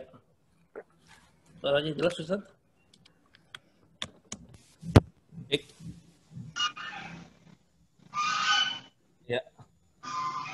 Alhamdulillah, jazakallah khair, Ustaz. Barakallahu fiik. Mungkin teman-teman ada yang ingin bertanya, silahkan langsung atau bisa menulis chat. Ini ada yang bertanya di chat. Ya, alhamdulillah hari ini bisa ada 55 nih, Ustaz. Yang Alhamdulillah. Alhamdulillah. Ustaz, ada pertanyaan ya, cukup panjang nih. Assalamualaikum Ustaz. Waalaikumsalam warahmatullahi wabarakatuh. Ini kitab usul Al-Usul Salasah, ya. Salah mengenai 3 pertanyaan, siapa Tuhanmu, siapa nabimu, apa agamamu, yang akan ditanya kepada kita oleh malaikat di alam kubur, Ustaz. Betul. Nah, mengenai menjawab pertanyaan malaikat di alam kubur itu nanti yang menjawab adalah kita sendiri dengan akal kita, dan kita ucapkan dengan mulut kita, ataukah nanti anggota badan kita yang menjawab, atau ruh kita yang menjawab, atau bagaimana ya Ustadz? Terus, ada lagi nih Ustadz. Terus saya pernah dengar bahwa nanti walaupun kita tahu jawaban itu saat di dunia, tapi di alam kubur kita belum tentu bisa menjawab. Kalau kita banyak dosa dan maksiat, apakah ini benar ya Ustadz? Barakallah. Wa fiikum barakallah. Siapa yang menjawab pertanyaan nanti di alam barzakh terkait pertanyaan malaikat Munkar dan Nakir, siapa Tuhanmu, siapa nabimu, dan apa agamamu? Yang menjawab adalah iman kita kepada Allah Subhanahu wa taala. Ruh dan jasad yang disatukan kembali sebagaimana dalam hadis-hadis yang banyak sekali yang menyebutkan bahwa Allah mengembalikan roh kepada jasad itu, kemudian didudukkan oleh malaikat Munkar dan Nakir, kemudian ditanya. Ya, ditanya siapa Tuhanmu, siapa nabimu, dan apa agamamu. Dan ikhwatal iman rahimani wa rahimakumullah. Seseorang itu akan menjawab dengan benar atas pertolongan Allah Subhanahu wa taala, atas hidayah yang Allah berikan kepadanya. Kita butuh hidayah agar Allah Subhanahu wa taala memudahkan kita untuk menjawab pertanyaan-pertanyaan malaikat Munkar dan Nakir. Tanpa kemudahan yang Allah berikan, mustahil kita bisa menjawabnya. Tanpa kemudahan dari Allah Subhanahu wa taala, mustahil kita bisa menjawabnya. Kita akan bisa menjawab jika Allah Subhanahu wa taala memberikan petunjuk kepada kita. Maka kita memohon kepada Allah agar Allah Subhanahu wa taala memudahkan kita untuk menjawab pertanyaan-pertanyaan tersebut.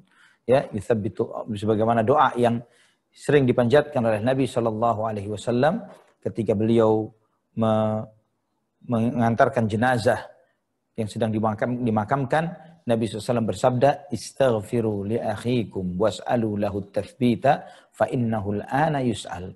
Mintalah ampun untuk saudaramu dan mintalah kepada Allah agar dia dimudahkan untuk menjawab pertanyaan, yang mengokohkan lisannya karena dia sekarang sedang ditanya. Ya. Artinya kemudahan dari Allah, hidayah, dan kemudian yang berikutnya adalah kualitas iman seseorang yang akan memberikan pertolongan kepadanya. Kemudian yang berikutnya, apakah ketika kita hafal di dunia, kemudian akan membuat kita nanti susah untuk menjawabnya di akhirat? Ya, karena memang ini bukan sekedar tentang hafal dan tidak hafal. Di dunia saja, Anda yang pernah mengalami sekolah dan kuliah misalnya, hanya karena bertemu dengan guru atau dosen yang kita sebut dengan killer misalnya, ya guru killer, dosen killer nih, ya karena kita menganggap seperti itu kita jadi gemetaran untuk menjawab pertanyaan yang sederhana yang bisa kita jawab pada hakikatnya, ya hanya karena menghadapi seorang guru seperti itu. Sedangkan nanti Anda akan berhadapan dengan Munkar dan Nakir yang digambarkan oleh Nabi SAW, sosoknya hitam kehijauan dengan membawa gada yang jika dipukulkan kepada gunung akan berubah menjadi debu, dengan hardikan dan gertakannya, ya, dan kita tidak pernah tahu suasana kelas di alam barzakh itu seperti apa, ya, bagaimana kita mengalami kondisi ini, dan setiap itu akan berdampak pada diri manusia, ya, di dalam kehidupan dunia saya seperti ini, apalagi nanti di alam barzakh yang setiap orang yang sudah berangkat ke sana tidak ada satupun yang menceritakan kepada kita seperti apa suasana dan keadaannya. Wallahu a'lam bishawab. Insyaallah, jazakallah ya Ustaz. Allah yabarik fiik. Mungkin teman-teman Assalamualaikum. Silakan. Assalamualaikum. Cahyadi. Assalamualaikum Ustaz. Assalamualaikum warahmatullahi wabarakatuh. Silakan Akh Cahyadi. Begini Ustaz, terima kasih atas kesempatannya. Pembahasan rukun iman atau keimanan seseorang, ya ini pembahasan yang betul-betul menggetarkan hati. Tadi Ustadz bilang rukun iman, insya Allah jika kita memang Muslim yang memang berupaya untuk melakukan segala perintah Allah dan menjauhi segala larangan Allah, dengan kita secara fundamental mempercayai rukun iman, insya Allah kita akan jadi seorang mukmin. Kemudian pembahasan turunan-turunan iman adalah bagian dari perilaku kita yang memang berupaya kita ingin mempertahankan dan memaintain keimanan kita. Ya. Turunan-turunan iman ini perilaku sehari-hari seorang mukmin. Yang saya percaya hal-hal ini banyak dibilang grafiknya itu akan selalu naik turun pastinya. Saya cuma ingin kiat-kiat yang memang bisa kita lakukan seperti apa ya Ustadz? Yang namanya iman itu kadang-kadang naik ya. Lihat Allah ngapain sih ada kotoran di jalan dibuang, orang dibuang sembarangan. Contohnya seperti itu. Kebersihan juga sebagian dari iman, itu yang saya tahu. Ya, kadang-kadang kita pengen bersih, ya. Orang lain yang ada di lingkungan sekitar kita malas, contohnya seperti itu. Nah, saya cuma pengen dapat jawaban kiat-kiat apa sih yang kita bisa kita maintain agar keimanan kita tetap termaintain gitu, Ustaz. Terima kasih. Assalamualaikum.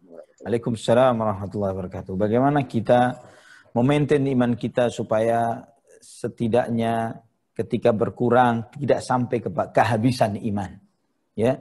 Karena sebagaimana tadi disampaikan, ya, hum aqrabu lil kufri minal iman, bahwa bagaimana sebagian orang karena perbuatan dosa dan maksiatnya membuat mereka lebih dekat kepada kekufuran ketimbang kepada keimanan.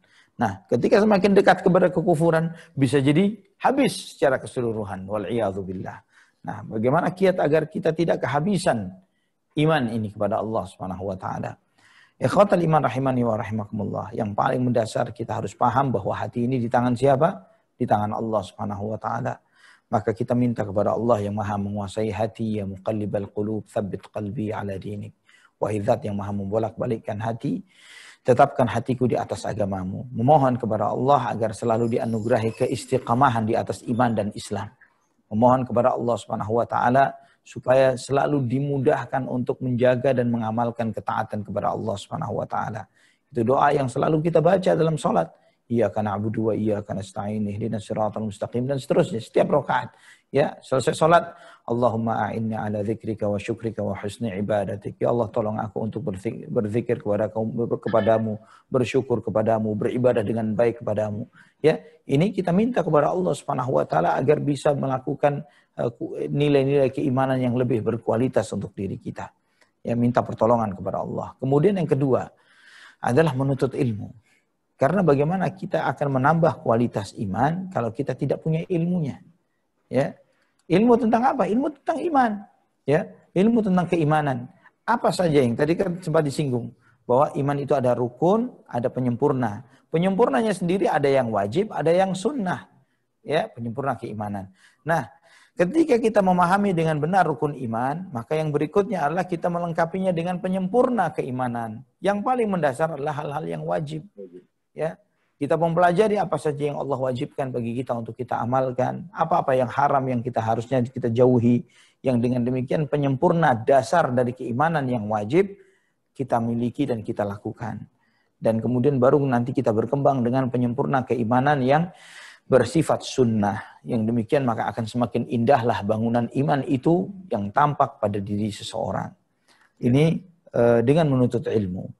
Kemudian yang berikutnya adalah dengan mempelajari perjalanan hidup orang-orang soleh. Ya, dengan mempelajari pelajaran hidup orang-orang soleh, maka kita akan mencoba melihat bagaimana kualitas iman orang yang jauh levelnya di atas kita. Ya, karena kita kecenderungannya di dalam urusan agama, kita melihat ke bawah. Urusan dunia kita melihat ke atas. Ya, alhamdulillah saya masih sholat 5 waktu. Tetangga sebelah nggak sholat sama sekali. Ya, alhamdulillah misalnya naudzubillah ya, sebagian orang sampai mengatakan, ya syukur-syukur saya, misalnya dia mengatakan dia masih berbuat zina sebulan sekali, tetangga sebelah seminggu sekali misalnya. Dalam urusan agama dia melihat ke bawah, dalam urusan dunia dia melihat ke atas, kebalik caranya. Ya, dalam urusan dunia dia melihat kepada tetangganya sudah memiliki kendaraan ini, memiliki itu, lahannya begini, ininya kekayaannya dan lain sebagainya. Ya, bersibuk berkompetisi dengan urusan dunia, tapi melalaikan berkompetisi tentang urusan agama dan akhirat.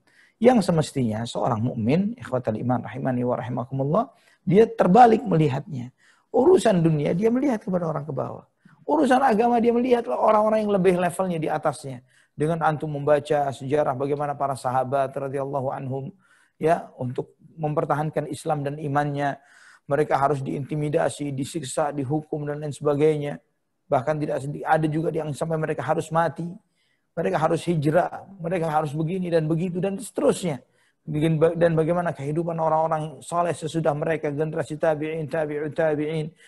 Para ulama-ulama kita seperti Asy-Syafi'i dan yang lainnya. Bagaimana kehidupan mereka, keimanan mereka, ketakwaan mereka, kezuhudan mereka, ibadah mereka. Maka ini akan memotivasi kita. Ya Allah, ternyata mereka ini segitunya di dalam memeluk agama Islam. Sedangkan fasilitas hidup yang Allah berikan kepada kita saat ini jauh melebihi fasilitas hidup yang pernah Allah berikan kepada orang-orang yang kita baca nama dan sejarahnya itu.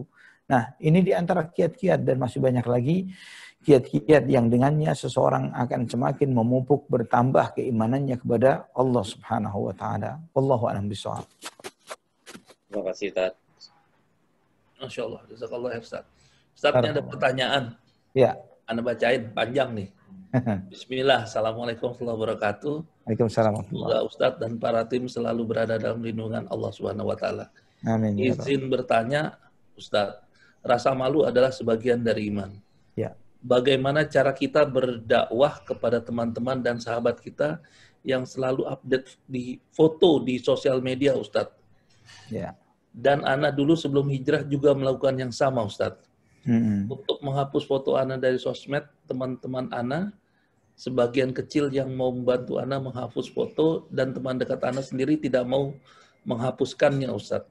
Menghapusnya. Katanya sama dengan memutuskan silaturahmi. Apa yang harus Ana lakukan, Ustadz? Karena Ana baru hijrah ke manhaj salaf, Ustadz. Syukran. Jazakallahu khairan, Ustadz. Barakallahu fiik. Mengenai menasehati teman yang mengupload foto di media sosial. Ingat ikhwatal iman, apalagi misalnya biasanya yang diupdate kan yang terlihat indah ya, terlihat cantik, terlihat menarik, terlihat membuat orang itu terpukau dan lain sebagainya. Sedangkan Anda sendiri menyadari bahwa jika misalnya gambar-gambar itu, foto-foto yang dimunculkan, misalnya tidak menutup aurat dengan benar, ya misalnya, dan itu membangkitkan hasrat lawan jenisnya, laki-laki, dan membuat mereka berbuat zina dan maksiat, maka setiap dosa yang diakibatkan oleh Anda menanggungnya. Jika ini terkait dengan gambar yang tidak berhijab dengan hijab yang benar. Ya. Dan adapun jika sudah berhijab, Anda menyadari bahwa hijab atau jilbab yang Anda pakai itu tujuannya adalah untuk menutup diri, bukan untuk mengekspos diri. Ya.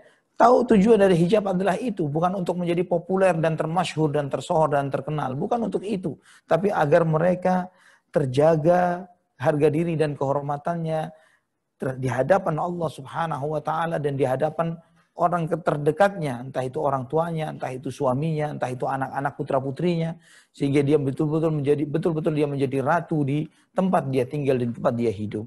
Maka ikhwani wa akhwati fillah rahimani wa rahimakumullah, jika Anda benar hijrah, bertaubat kepada Allah Subhanahu wa Ta'ala di dalam hal ini, maka segeralah untuk menghapuskan gambar-gambar yang tidak menutup aurat dengan benar, atau lagi dalam kondisi-kondisi yang mungkin bisa dalam kondisi dosa dan maksiat, kebebasan masa lalu dan lain sebagainya.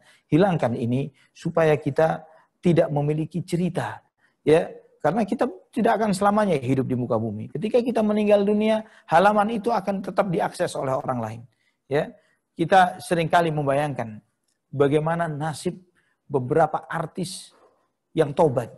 Ya, ketika dahulunya dengan buka-bukaannya dan lain sebagainya, dan sayangnya sudah diupload di media sosial yang sampai hari ini masih bisa mengakses mereka dengan tampilannya yang dahulu. Ya, padahal sekarang sudah jadi nenek-nenek. Dan taubat, sudah pakai hijab, sudah taubat, sudah tidak lagi nongol di televisi dan acara-acara dan apalagi televisi, film-film dan lain sebagainya. Namun jejak digitalnya ini tidak bisa dihapuskan. Ya, insya Allah jika dia taubat dengan taubatan nasuha, insya Allah dimaafkan oleh Allah Subhanahu wa Ta'ala. Dan apa yang tersisa dari yang tersebar itu menjadi tanggung jawab mereka-mereka yang menyebarkannya. Asal dia mengekspos dan mendeklarkan akan bahwa dia sudah bertaubat dari perbuatan maksiat tersebut. Ya, dia harus menyampaikan itu. Dan bukan berarti menghapus foto yang Anda miliki dari foto teman Anda itu memutus silaturahim. Ya, karena kata silaturahim itu menyambung hubungan, silah menyambung, dan tidak ada konteksnya dengan kita menyimpan gambar dan foto seseorang. Wallahu a'lam bishawab. Jazakallah khair, Ustaz. Allah barik fiik. Sebelum baca pertanyaan ada dua nih. Ya. Persilahkan kepada Pak Sulaiman, silakan. Pak Sulaiman Effendi, silakan Pak. Terima kasih. Assalamualaikum warahmatullahi wabarakatuh. Waalaikumsalam warahmatullahi. Terima kasih sebelumnya Pak Ustadz. Ya. Ini rasanya kali kedua Pak Ustadz memberikan penerangan pencerahan kepada kita semua. Dan alhamdulillah hari ini saya lihat partisipannya ada sekitar 50, tadi 55, sekarang 53. Alhamdulillah. Pertanyaannya simpel Pak Ustadz, tadi mengenai hakikat iman ya. Kita disebutkan bahwa percaya kepada nabi-nabi Allah, di mana kita seluruhnya harus mempercayai semua nabi-nabi Allah, dari Musa, mungkin Abraham, dan Isa, dan seterusnya. yang menarik buat saya adalah mengenai mempercayai atas kitab-kitab Allah. Iya.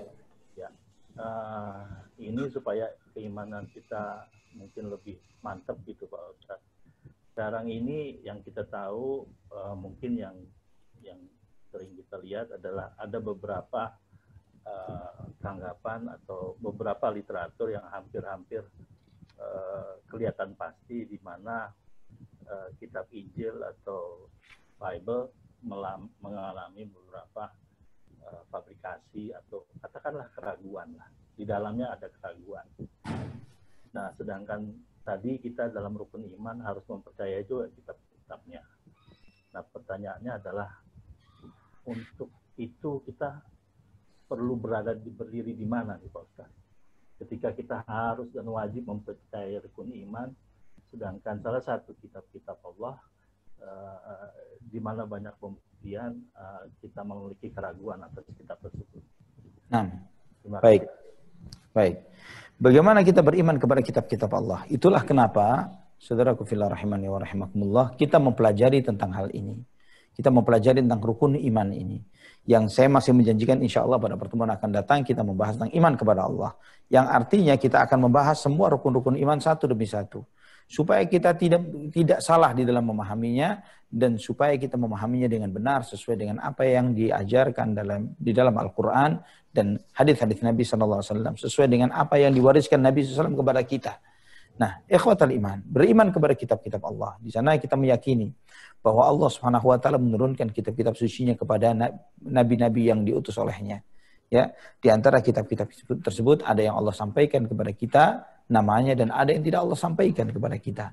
Di antara yang Allah sampaikan, yang Allah sebutkan di dalam Al-Quran adalah adanya kitab Taurat yang Allah berikan kepada Nabi Musa, kitab Zabur yang Allah SWT berikan kepada Nabi Dawud, kitab Injil yang Allah SWT berikan kepada Nabi Allah Isa, ya, dan juga Al-Quranul Karim yang Allah berikan kepada Nabi kita Muhammad bin Abdullah salawatullahi wassalamuhu alaihi ajma'in. Ikhwatal iman rahimani wa rahimakumullah.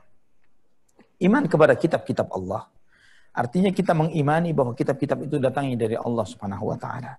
Dan kita meyakini ya, adanya kitab suci yang datang sesudahnya, terutama Al-Qur'anul Karim. Adanya Al-Qur'an itu adalah karena kitab-kitab sebelumnya sudah tidak otentik lagi, tidak asli lagi. Terdapat infiltrasi, perubahan, distorsi yang dilakukan oleh penganut-penganut agama tersebut. Yang membuat ajaran mereka sudah tidak murni lagi. Yang kita sepakat bahwa para nabi itu adalah agamanya satu, dinul Islam. Para nabi misinya sama, yaitu mengajak kepada tauhid, la ilaha illallah, ani'budullaha wajtanibut taghut. Semua nabi mengajak sembahlah Allah, jauhilah segala sesembahan yang disembah selain Allah. Tidak ada seorang nabi pun mengklaim dirinya Tuhan dan sembahlah saya. Tidak ada seorang pun. Ya. Namun sebagian dari pengikut nabi-nabi tersebut telah mengotak-atik dan merubah-rubah ajaran. Sehingga Taurat yang diklaim sebagai Tauratnya Musa saat ini bukanlah Taurat yang asli yang Allah wahyukan kepada Nabi Musa.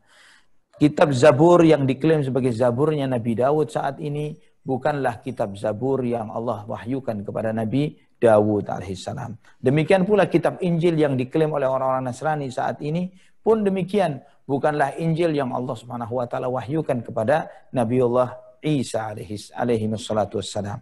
Maka antum lihat ya, jika kebetulan saya juga sedikit memahami tentang Alkitab, bahwa di dalam Alkitab ini terbagi menjadi dua, perjanjian lama dan baru.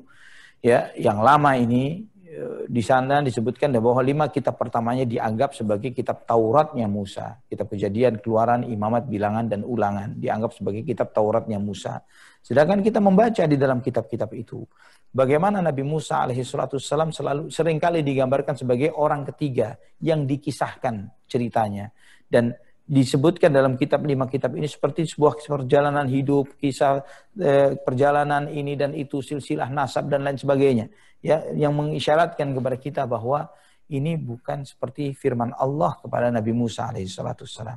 Terlebih lagi di pasal terakhir di kitab Ulangan pasal 34 disebutkan tentang prosesi kematian Nabi Musa alaihissalam, prosesi pemakamannya, dan sampai disebutkan sampai hari ini tidak ada seorang pun yang tahu di mana Nabi Musa dimakamkan, ya, di Bukit Moab. Ya, tidak ada seorang pun lebih tepat di mana dimakamkannya Musa alaihissalam.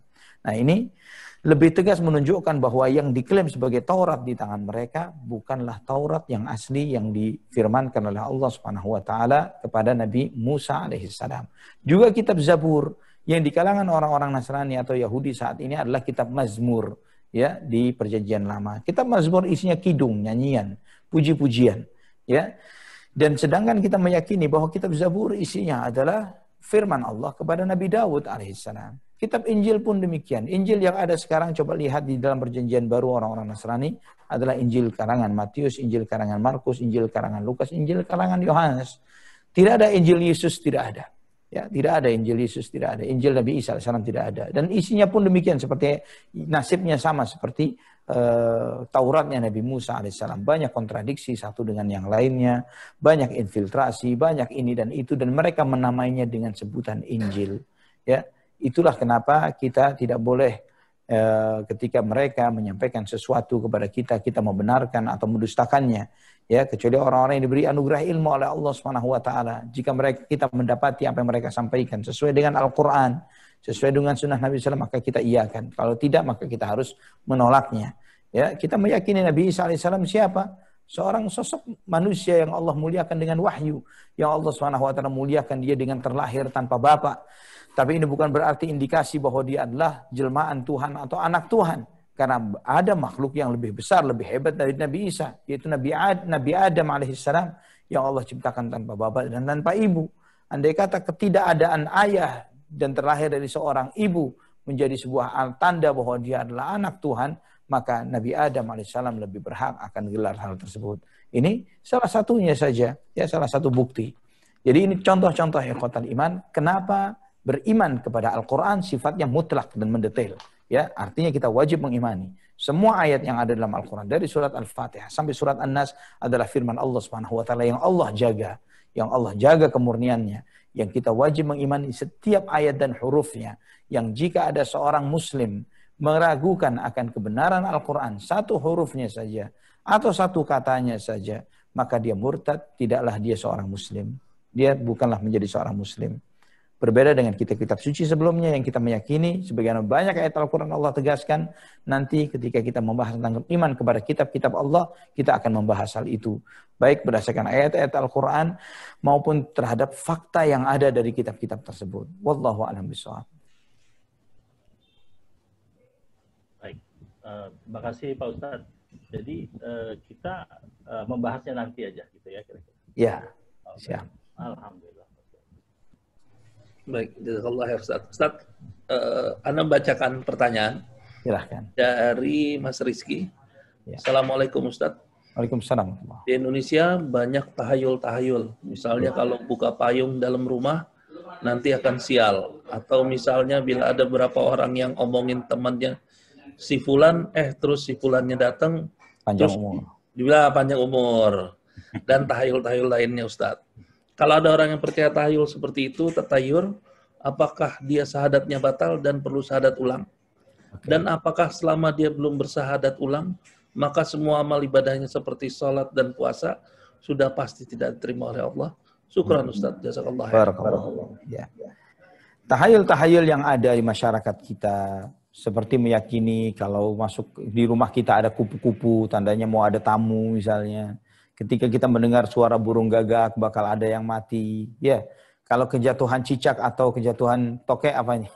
Ya, sial mungkin gitu ya. Dan beragam segala tahayul yang ada, yang membuka payung, menyapu di malam hari, duduk di atas bantal dan misalnya ini termasuk bagian dari syirik kecil. Ya, sebagian dari syirik kecil. Yang ini dikatakan syirik kecil artinya tidak menyebabkan pelakunya murtad keluar dari Islam. Tapi dia telah berbuat syirik yang tidak akan diampuni dosanya kecuali dia bertaubat kepada Allah. Karena itu akan menggerus amal ibadahnya. Dia akan menggerus amal ibadahnya, dia harus bertaubat kepada Allah. Kenapa itu syirik? Karena dia meyakini tentang sesuatu yang gaib yang datangnya bukan dari Allah Subhanahu wa taala. Apa korelasi dan hubungannya antara kupu-kupu yang datang ke rumah dengan tamu yang bakal datang? Apa korelasi bahwa ketika kita membicarakan seseorang di majelis kita dan orang itu tiba datang kepada kita, dikaitkan dengan orang itu bakal panjang umurnya. Ya, nggak ada kaitannya sama sekali. Panjang umur di tangan Allah Subhanahu wa taala atau pendek umurnya seseorang. Apa kaitannya burung gagak yang setiap saat berbunyi ya dikaitkan dengan kematian dan kehidupan seseorang? Tidak ada sangkut pautnya. Atau menghitung jumlah suara tokek berapa kali dia berbunyi untuk mengaitkan dengan rencana kita pergi atau tidak pergi, jualan atau tidak jualan dan lain sebagainya. Ya, ini adalah keyakinannya masyarakat jahiliyah, kaum paganisme, kaum animisme yang mereka ini meyakini ada pengaruh-pengaruh sana di luar Allah Subhanahu wa taala yang mempengaruhi kehidupan kita. Baik itu pengaruh dari binatang, pengaruh dari kondisi ini, kondisi itu. Yang ini menisbatkan kegaiban yang sebenarnya mutlak milik Allah dinisbatkan kepada selain Allah Subhanahu wa taala. Wallahu a'lam bishawab. Itu tadi Ustaz perlu syahadat lagi atau gimana? Ya, karena bukan menyebabkan pelakunya murtad keluar dari Islam, maka dia tidak perlu syahadat lagi. Berarti salat dan ibadahnya tetap diterima. Insya Allah diterima asal dia bertaubat kepada Allah Subhanahu wa taala. Baik, jazakallah khair Ustaz. Allah barik. Ada yang mau bertanya langsung Ustaz? Sebelum saya bacakan ada pertanyaan lagi? Persilakan kalau yang bertanya langsung sebelum saya bacakan yang di chat. Baik, Anda bacain yang di chat aja dulu Ustaz ya. Silakan, baik. Ini dari Mas Wido Bijaksana. Bismillahirrahmanirrahim. Assalamualaikum warahmatullahi wabarakatuh ya Ustaz. Barakallahu fikum. Afwan ya Ustaz. Izin bertanya, bagaimana dengan hubungan antara hakikat Islam dan iman, muslim dan mukmin? Apakah benar apabila seseorang mengatakan bahwa tidak setiap muslim pasti digolongkan sebagai seorang mukmin, namun derajat mukmin tidak mungkin dicapai seseorang kecuali masuk melalui pintu Islam atau Muslim? Masya Allah. Semua pernyataan yang disampaikan tadi benar. Jadi Islam dan iman, apa hubungannya? Ya, iman lebih luas dari Islam. Iman lebih luas dari Islam. Jadi setiap ada yang di dalam lingkup iman, dia pasti Islam. Tapi tidak setiap Islam dia pasti iman. Ya. Iman dan Islam ini pekerjaannya, amalnya. Sedangkan pelakunya, kalau iman, pelakunya disebut mukmin. Islam subjeknya adalah muslim. Ya. Dan seorang mukmin mustahil dia menjadi mukmin kalau dia tidak muslim. Ini jelas. Ya. Untuk menjadi seorang mukmin dia harus muslim. Jadi tidak mungkin ada orang dikatakan beriman kalau dia bukan seorang muslim. Ya, karena dikatakan beriman itu adalah dia harus masuki tahapan Islam dulu, baru iman, baru setelah itu ihsan. Ingat ikhwatal iman, di awal kajian kita membahas tentang bahwa hakikat sesuatu itu adalah hakikat berdasarkan bahasa, hakikat berdasarkan syariat, dan hakikat berdasarkan tradisi dan adat istiadat. Ketika bicara agama, kita kembalinya kepada hakikat pada dalam istilah apa? Apakah bahasa atau syariat atau adat? Syariat. Ya, syariat. Bukan kembali kepada hanya sekitar bahasa, bukan hanya apalagi berdasarkan kepada tradisi dan adat, tapi berdasarkan syariat yang difirmankan oleh Allah Subhanahu wa taala dan disabdakan oleh Rasulullah sallallahu alaihi wasallam. Wallahu a'lam bishawab. Jazakallahu khair Ustaz. Teman-teman mungkin ada yang mau bertanya langsung sebelum saya bacakan ada satu pertanyaan. Persilakan yang mau bertanya langsung.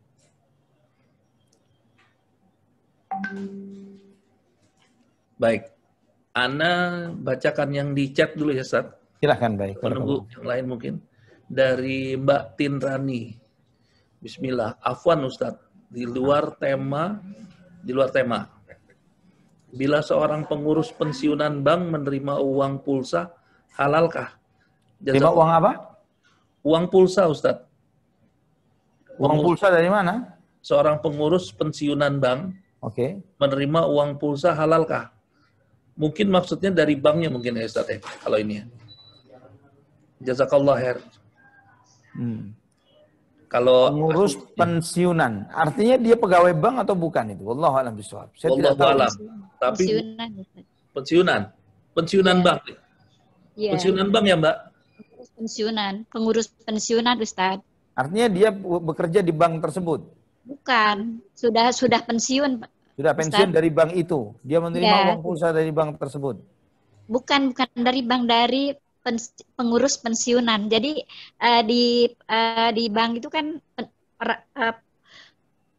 orang yang pensiun itu ada pengurusnya. Ya, Nah, ini pengurus pensiunan, oke. bukan dari banknya. Bukan Kalau dari kan banknya. udah lepas. Uang yang masuk ke dalam yayasan ini dari mana Ya, sumbernya? ya dari pengurus pensiunan. Sumbernya Baik. dari pengurus pensiunan. Sumber uangnya dari mana? Itu mungkin dari DAPEN, ya, dana pensiun. Dana pensiun bank. Iya. Jika dari Bagaimana, dana Ustadz, ya? pensiun bank dan itu bank konvensional, haram hukumnya. Tidak boleh diterima. Haramnya Iya, tetap harus dikeluarkan, ya. betul. Ya. Nah, barakallahu fiik. Baik. Mungkin ada lagi yang ingin bertanya langsung atau yang ingin menulis chat. Kita ada waktu. Om Ade, kira-kira berapa sampai jam berapa? 14.45 mungkin ya. 14.45 ya? Ya, Beb, Pak Ustadz ya. Kita ada waktu kurang lebih 14.45 tuh sekitar 21 menit. 21 menit lah. Masih bisa bertanya banyak kamu Ustadz. Persilakan. Yang mau bertanya. Ustadz, saya deh Pak Ustadz. Ahlan wa sahlan, silahkan. Ini mengenai sholat Pak Ustadz. Kita sudah beriman, kita sudah menjalankan keseluruhannya, namun begitu ada pikiran, bukan hanya bacaannya aja yang kadang lupa Ustadz, tapi rakaatnya juga lupa gitu kan. Akhirnya kita batalin aja, kita mulai dari awal gitu. Tapi pikiran itu juga susah untuk keluar dari pikiran kita tuh Ustaz. Ya. Gimana kita untuk bisa benar-benar khusyuk ke dalam situ Ustaz. Barakallahu fiik. Ini satu pengajian mestinya jawabnya ini. Tapi insya Allah. Jadi begini, ketika kita pertama ya, kiat pertama. Ketika kita menyadari bahwa sholat kita belum khusyuk dan belum bisa khusyuk, maka yang pertama kita syukuri adalah, yang pertama kita lakukan adalah bersyukur kepada Allah Subhanahu wa taala yang telah menganugerahkan ke dalam hati ini kesadaran bahwa kita belum bisa khusyuk di dalam beribadah kepada Allah. Alhamdulillah ya Allah. Dan artinya ketika kita sadar belum bisa khusyuk, apa yang kita lakukan adalah kita berupaya untuk memperbaiki ibadah sholat kita. Dan kemudian yang kedua, ada pertanyaan yang pernah diajukan kepada sahabat Abdullah ibnu Abbas radhiyallahu anhuma.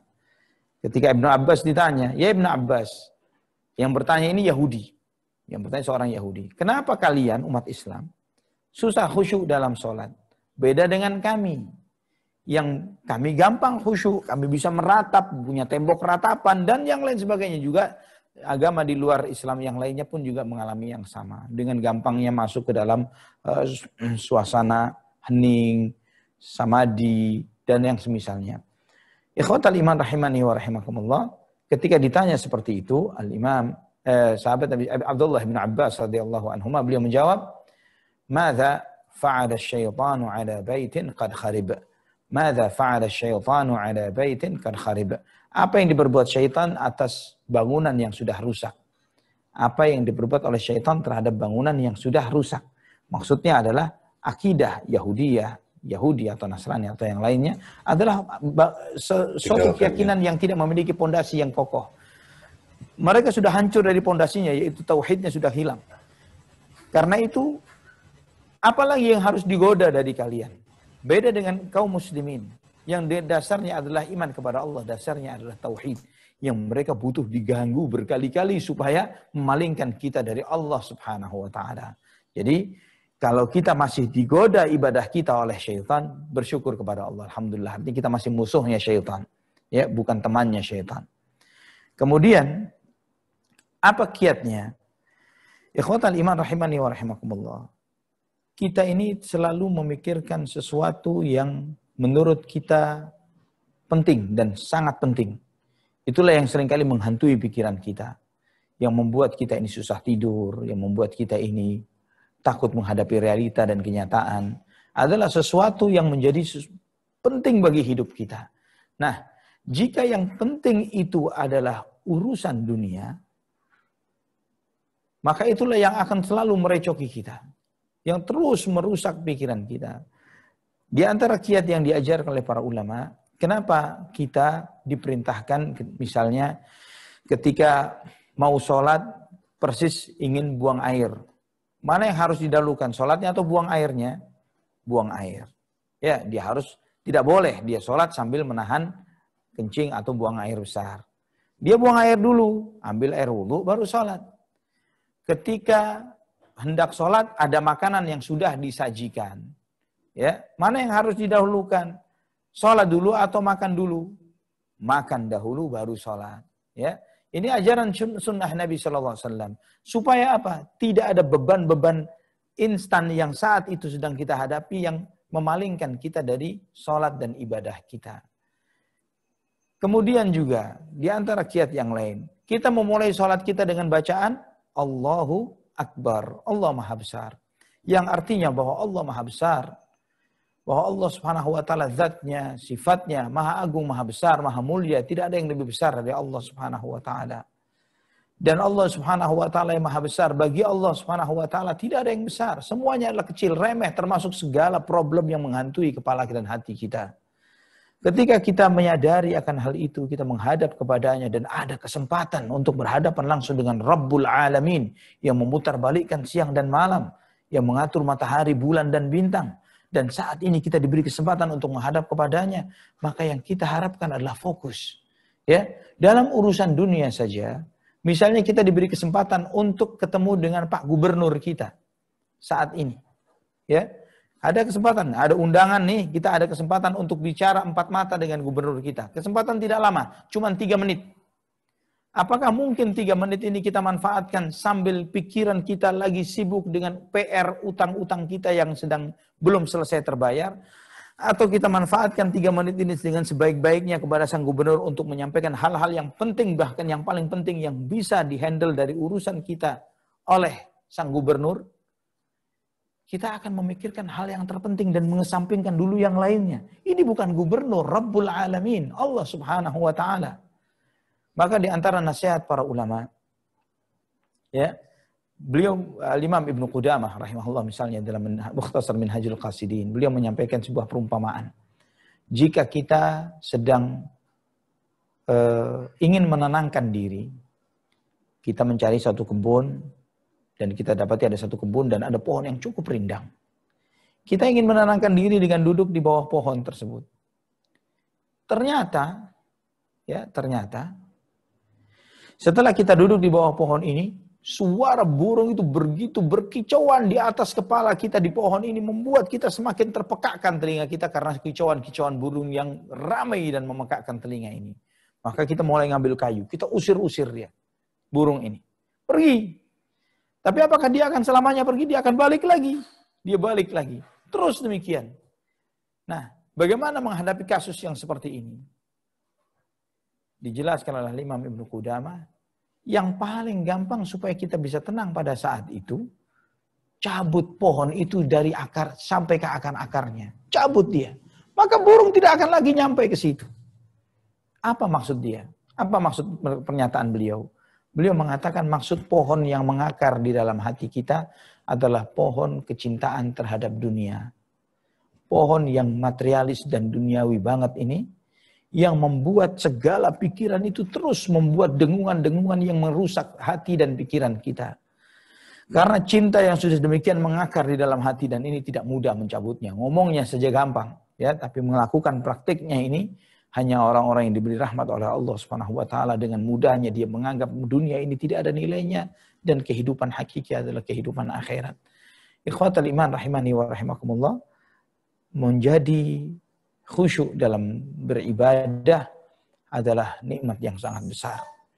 Betapa tidak bahwa ketika seorang itu khusyuk, ibadahnya diterima oleh Allah Subhanahu wa taala, doaannya dikabulkan oleh Allah Subhanahu wa taala, segala hajat keinginannya dunia dan akhirat diberi kemudahan oleh Allah Subhanahu wa taala. Ya. Dan Allah Subhanahu wa taala menyebut mereka ciri orang-orang yang beriman yang akan mewarisi surga Firdaus, surga yang paling tinggi, top level yang ada di surga adalah surga Firdaus. Yaitu mereka diantaranya adalah alladzina hum fi salatihim khashi'un, yaitu yang mereka khusyuk di dalam salatnya. Ketika kita mengetahui begitu besarnya imbalan dari khusyuk dalam salat, maka sangat wajar, logis, dan adalah benar jika kita mengerahkan kemampuan kita, misalnya membeli buku-buku tentang bagaimana kiat salat khusyuk yang benar. Ada tulisan seorang Syekh Profesor Dr. Said bin Wahab Al-Qahtani. Beliau menulis buku 1 atau 2 jilid buku membahas tentang khusyuk dalam salat, dan sangat baik sekali buku itu. Wallahu alam apakah sudah ada terjemahannya. Ya, tulisan Said bin Wahab Al-Qahtani yang menulis kitab Hisnul Muslim, kumpulan zikir yang bersumber dari hadis Nabi SAW. Dan jika antum bisa membeli buku ini, beli buku itu, mempelajari. Andai kata kesempatan bisa khusyuk dalam sholat itu bisa kita lakukan di 2 rakaat terakhir kita ketika kita hidup di dunia, itu adalah keuntungan yang sangat besar. Wallahu a'lam bishawab. Barakallahu fiik. Jazakallah ya Ustaz. Jazakallah. Allah barik fiik. Jazakallah khair. Mungkin ada yang ingin bertanya langsung sebelum saya bacakan pertanyaan yang melalui chat. Nah, silakan yang mau komunikasi langsung dengan Ustaz. Baik, Ustaz, Ana bacakan ada pertanyaan. Sebentar. Oh, sorry. Ini Ustaz. Baik. Ini kaitan pertanyaan yang lanjutan tadi, Ustaz. Baik. Dari Ukhti Widya. Nah.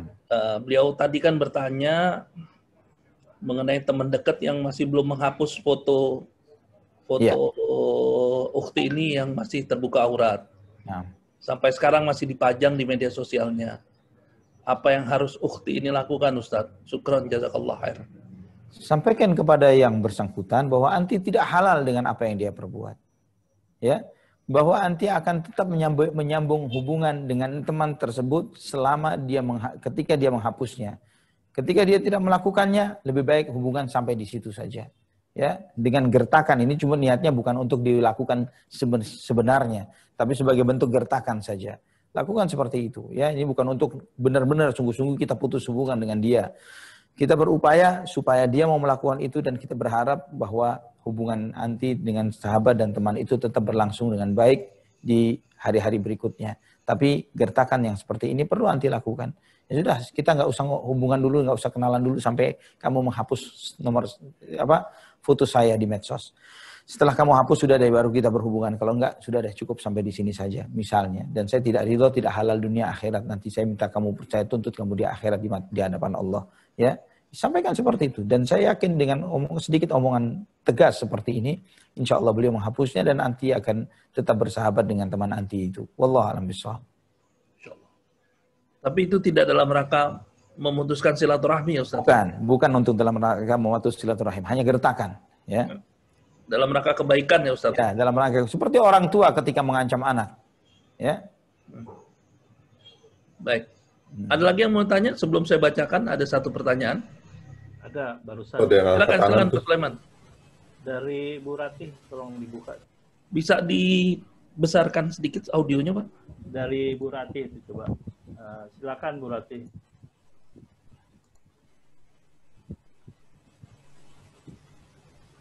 Bu Ratih.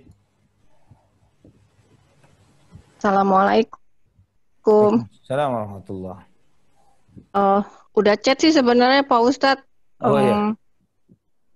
Tapi ya udah nggak tahu sih kalau raise hand harus bicara langsung.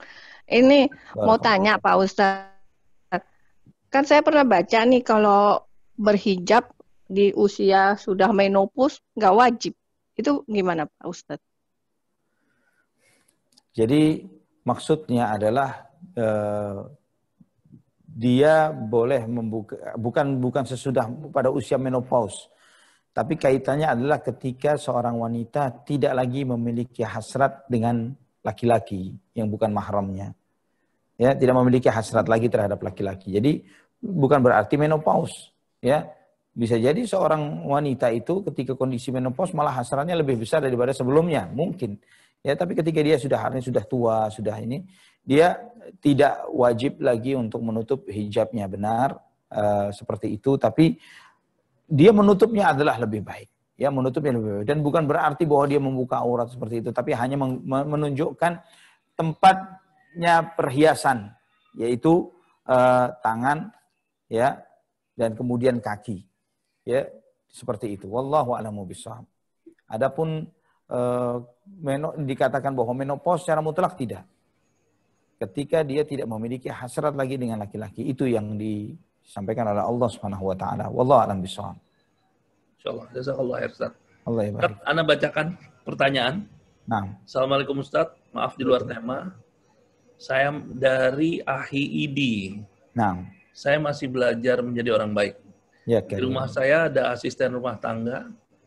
Kita sebagai majikan perlu memberi makan asisten ini seperti apa yang kita makan. Cuma kadang-kadang saya itu ingin jajan, Ustadz. Ingin beli kebab misalnya. Apakah wajib hukumnya bagi saya membelikan kebab juga untuk asisten rumah tangga saya tersebut? Masya Allah. Di sisi lain, di rumah saya sudah ada makanan sebenarnya. Ya. Untuk dikonsumsi, dan asisten rumah tangga saya pun konsumsi menu yang sama gitu loh. Kalau setiap saya jajan harus membelikan juga untuk asisten rumah tangga, budget bulanannya over, Ustaz. Karena saya sudah menyediakan makanan pokok yang saya dan asisten rumah tangga sama-sama makan. Apa kalau setiap saya jajan kebab, boleh belinya satu aja buat saya, tidak saya belikan untuk asisten rumah tangga agar budget bulanan tidak over. Iya, barakallahu fiik. Ketika Anda sudah memberi masak dan menyediakan makanan seperti apa yang Anda makan, seperti itu juga yang dimakan oleh asisten rumah tangga di rumah Anda, itu sudah baik, itu sudah benar, ya. Dan tidak harus kalau misalnya kita lagi keluar jajan, kita ngopi misalnya sekali waktu, kita beli kebab, sekali waktu misalnya kita beli pizza misalnya, atau yang semisalnya, padahal kebutuhan makan sehari 3 kali, plus mungkin ada snack, ada yang ada di rumah ya, misalnya ada buah dan sebagainya, kita juga berikan kebebasan kepada mereka untuk mengkonsumsinya.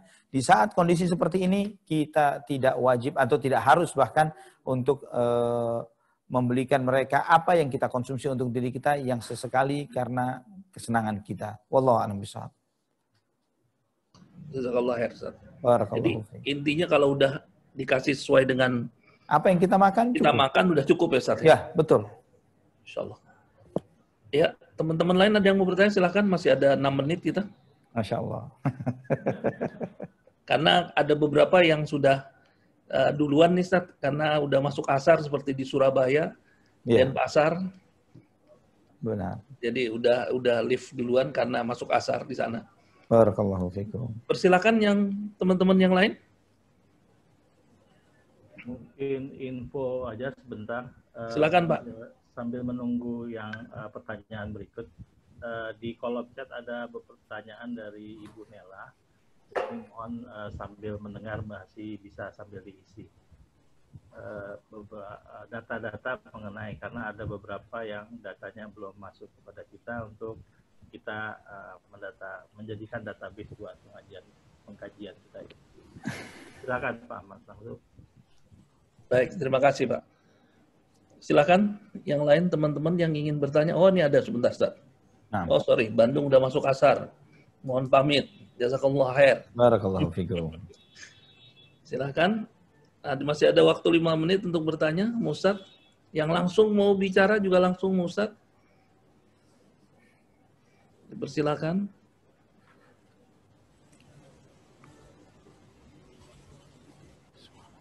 Ustaz, Anda bertanya deh, Ustaz. Ahlan wa sahlan. Tadi berbicara tentang iman, tadi udah dibahas tentang malu juga. Tapi sekarang malu ini sudah menjadi hal yang bukan malu lagi. Yang seperti tadi Ustaz sampaikan. Sebetulnya apa yang terjadi saat ini, Ustaz, dengan kondisi seperti itu? Nah. Yang semakin menggerus iman dengan sesuatu yang menjadi harusnya menjadi suatu yang malu, tapi menjadi suatu hal yang biasa. Demikian Ustaz, jazakallah khair. Baik, barakallahu fikum. Iman dan malu ini berjalan bareng. Iman dan malu itu berjalan bersamaan. Jika salah satunya diangkat, maka hilanglah salah satu yang lainnya. Jadi ketika seseorang sudah tidak memiliki sifat malu, maka dia tidak memiliki iman. Ya, jika dia tidak memiliki sifat malu, tidak memiliki iman. Ini yang harus kita pahami. Maka kita melihat ikhwatal iman rahimani wa rahimakumullah. Yang terjadi pada kondisi kita saat ini adalah memang krisis sifat malu. Sehingga banyak orang tidak lagi malu untuk melakukan dosa dan maksiat. Tidak malu untuk korupsi. Tidak malu untuk melakukan pelanggaran-pelanggaran. Ya. Kemudian dia ketika ketangkap basah, ya, operasi tangkap basah, tertangkap, dia masih menyatakan bela diri, begana dan begitu sebagainya. Ya. Di samping juga kita melihat bagaimana di media kita saat ini sekalipun, wal'iyadzubillah, ya, saat ini dengan kondisi PSBB seperti ini, saya melihat bahwa semua orang mengalihkan segala aktivitasnya melalui media sosial, ya, melalui YouTube dan yang semisalnya. Namun tidak semuanya menyampaikan hal-hal yang bersifat positif dan edukatif. Dan tidak sedikit, bahkan yang mayoritas yang banyak subscribernya, yang banyak fansnya adalah konten-konten kesesatan dan konten-konten maksiat dan dosa. Konten-konten yang tidak tahu malu dan tidak punya malu. Mengumbar aib, mengumbar aurat, dan menyampaikan hal-hal yang najis, yang kotor, yang tidak pantas. Ya, hal-hal yang sifatnya di kamar rumah tangga dan hal yang seperti itu. Ya, hal-hal yang seperti ini malah disukai oleh mayoritas manusia. Ini ikhwatal iman rahimani wa rahimakumullah. Kita sadar bahwa kita sedang dalam kondisi pandemi dan itu tidak terjadi di negeri kita saja, di seluruh muka bumi. Kita sadar bahwa kerusakan yang terjadi di muka bumi ini adalah karena dosa dan maksiat kita. Dhahara al-fasadu fil barri wal bahri bima kasabat aydin nas. Telah nampak kerusakan di daratan dan lautan karena ulah tangan manusia, karena dosa-dosa yang dilakukan oleh manusia. Dan kemudian ketika begitu banyaknya azab yang Allah timpakan, yang Allah ujikan kepada kita, kepada masyarakat kita, kepada negara kita, lingkungan kita, keluarga kita, dengan sikap dan perilaku yang saat ini yang kita lakukan itu adalah sesuatu yang pantas dan bisa jadi lebih dari itu, wal'iyadzubillah. Yang semestinya membuat kita ini sadar dan berusaha untuk memperbaiki diri. Bahwa seseorang yang tidak memiliki sifat malu, dia tidak akan memiliki iman. Karena malu, ikhwatal iman, seseorang itu berusaha memperbaiki dirinya. Malu jadi orang bodoh misalnya, maka dia belajar. Malu menjadi orang yang dikatakan orang bakhil, maka dia memberi nafkah atau bersedekah. Dia malu, segala sifat malu akan membawa kebaikan. Ya, dia malu dikatakan sebagai penipu dan pengkhianat, maka dia berusaha memenuhi komitmen dan janjinya. Dan terus demikian. Karena memiliki sifat malu. Namun ketika dia sudah tidak memiliki sifat malu, maka rusak, hancurlah orang tersebut. Dan jika masyarakat dipenuhi dengan orang-orang yang model seperti ini, itu yang menjadi idola dan panutan dan yang menjadi uswah mereka, bagaimana jadinya negara kita? Dan apakah jika Allah subhanahu wa ta'ala wal'iyadzubillah menurunkan azabnya kepada kita, kemudian kita masih berkelit bahwa kita katakan bahwa kita tidak memiliki dosa dan maksiat, begitu banyak maksiat yang kita lakukan. Wal'iyadzubillah. Semoga Allah subhanahu wa ta'ala menganugerahkan sifat malu yang lebih kuat lagi bagi diri kita agar iman ini tetap terjaga pada setiap masing-masing kita. Allah a'lam bishawab. Allah, jazakallah ya Ustaz. Alhamdulillah sudah 14.45 Ustaz. Nah. Jadi teman-teman sekalian, kita cukupkan kajian hari ini bersama Ustadz Ali Hasan Bawazir. Insya Allah apa yang Ustadz sampaikan bisa menambah ilmu dan keimanan kita. Ya, setelah kita baca doa kafaratul majlis. Subhanakallahumma wa bihamdik. Asyhadu an la ilaha illa anta astaghfiruka wa atubu ilaik. Subhanakallahumma wa bihamdika asyhadu an la ilaha illa anta astaghfiruka. Di Genève ya Ustaz. Baik, saya pamit. Assalamualaikum warahmatullahi wabarakatuh. Barakallahu fiikum. Hayakumullah. Jazakallahu khair. Assalamualaikum warahmatullahi wabarakatuh. Waalaikumsalam. Kang Eman, masih mau di sini dulu? data belum lengkap ini. Ya? Data banyak yang belum lengkap, banyak yang nggak ngejawab. Cuma 1, 2, 3. Iya siap. Dari memang banyak yang nggak ngejawab sih, dari waktu masuk juga minta di mute juga mereka nggak jawab, dan akhirnya juga nggak nge-mute, akhirnya saya yang harus nge-mute semuanya memang di ujung-ujungnya. Oke. Ya. Kita pikirin cara lain lah. Ya, insya Allah. Ya hadir Kang Sulaiman. Itu Madi nggak pakai nama ya Madi? Ya. Oh iya, saya belum ada namanya. Nggak ada namanya, Galaxy Note Madi. Cara bikinnya ntar saya bikin. Belum tahu. Hai, Indah. Ya. Wah, udah pangling saya nggak bisa ngeliat nih. Iya. Indah udah di Cilacap nih Indah. Ya Mbak Nel. Anaknya udah gede aja loh. Iya. Ya Allah. Oke. Dari yang ada semuanya masih ketahuan asalnya ya. Ini masih ada Rizal, masih ada Wiwi. Kalau yang lain nggak tahu nih, Alvareza udah, Sam juga NHI, Sam. Ya, Gandhi bukan. Oke. Izin live udah asar ya Cilacap. Ya, Indah makasih ya. Sama-sama. Assalamualaikum. Makasih semuanya. Salam Madi, makasih. Madi, Makasih, Riza, makasih semua ya masih ada. Makasih Pak Ade, Sulaiman. Ya, Pak Madi. Assalamualaikum. Salam. Pak Rizal. Salam. Kemal, Pak. Bro Rizal. Ya, thank you ya, makasih. Makasih. Bro Ade, makasih. Siap. Ade, Pak Rizal. Tutup. Ya. Semuanya, Assalamualaikum warahmatullahi wabarakatuh. Sama-sama, makasih. Salam.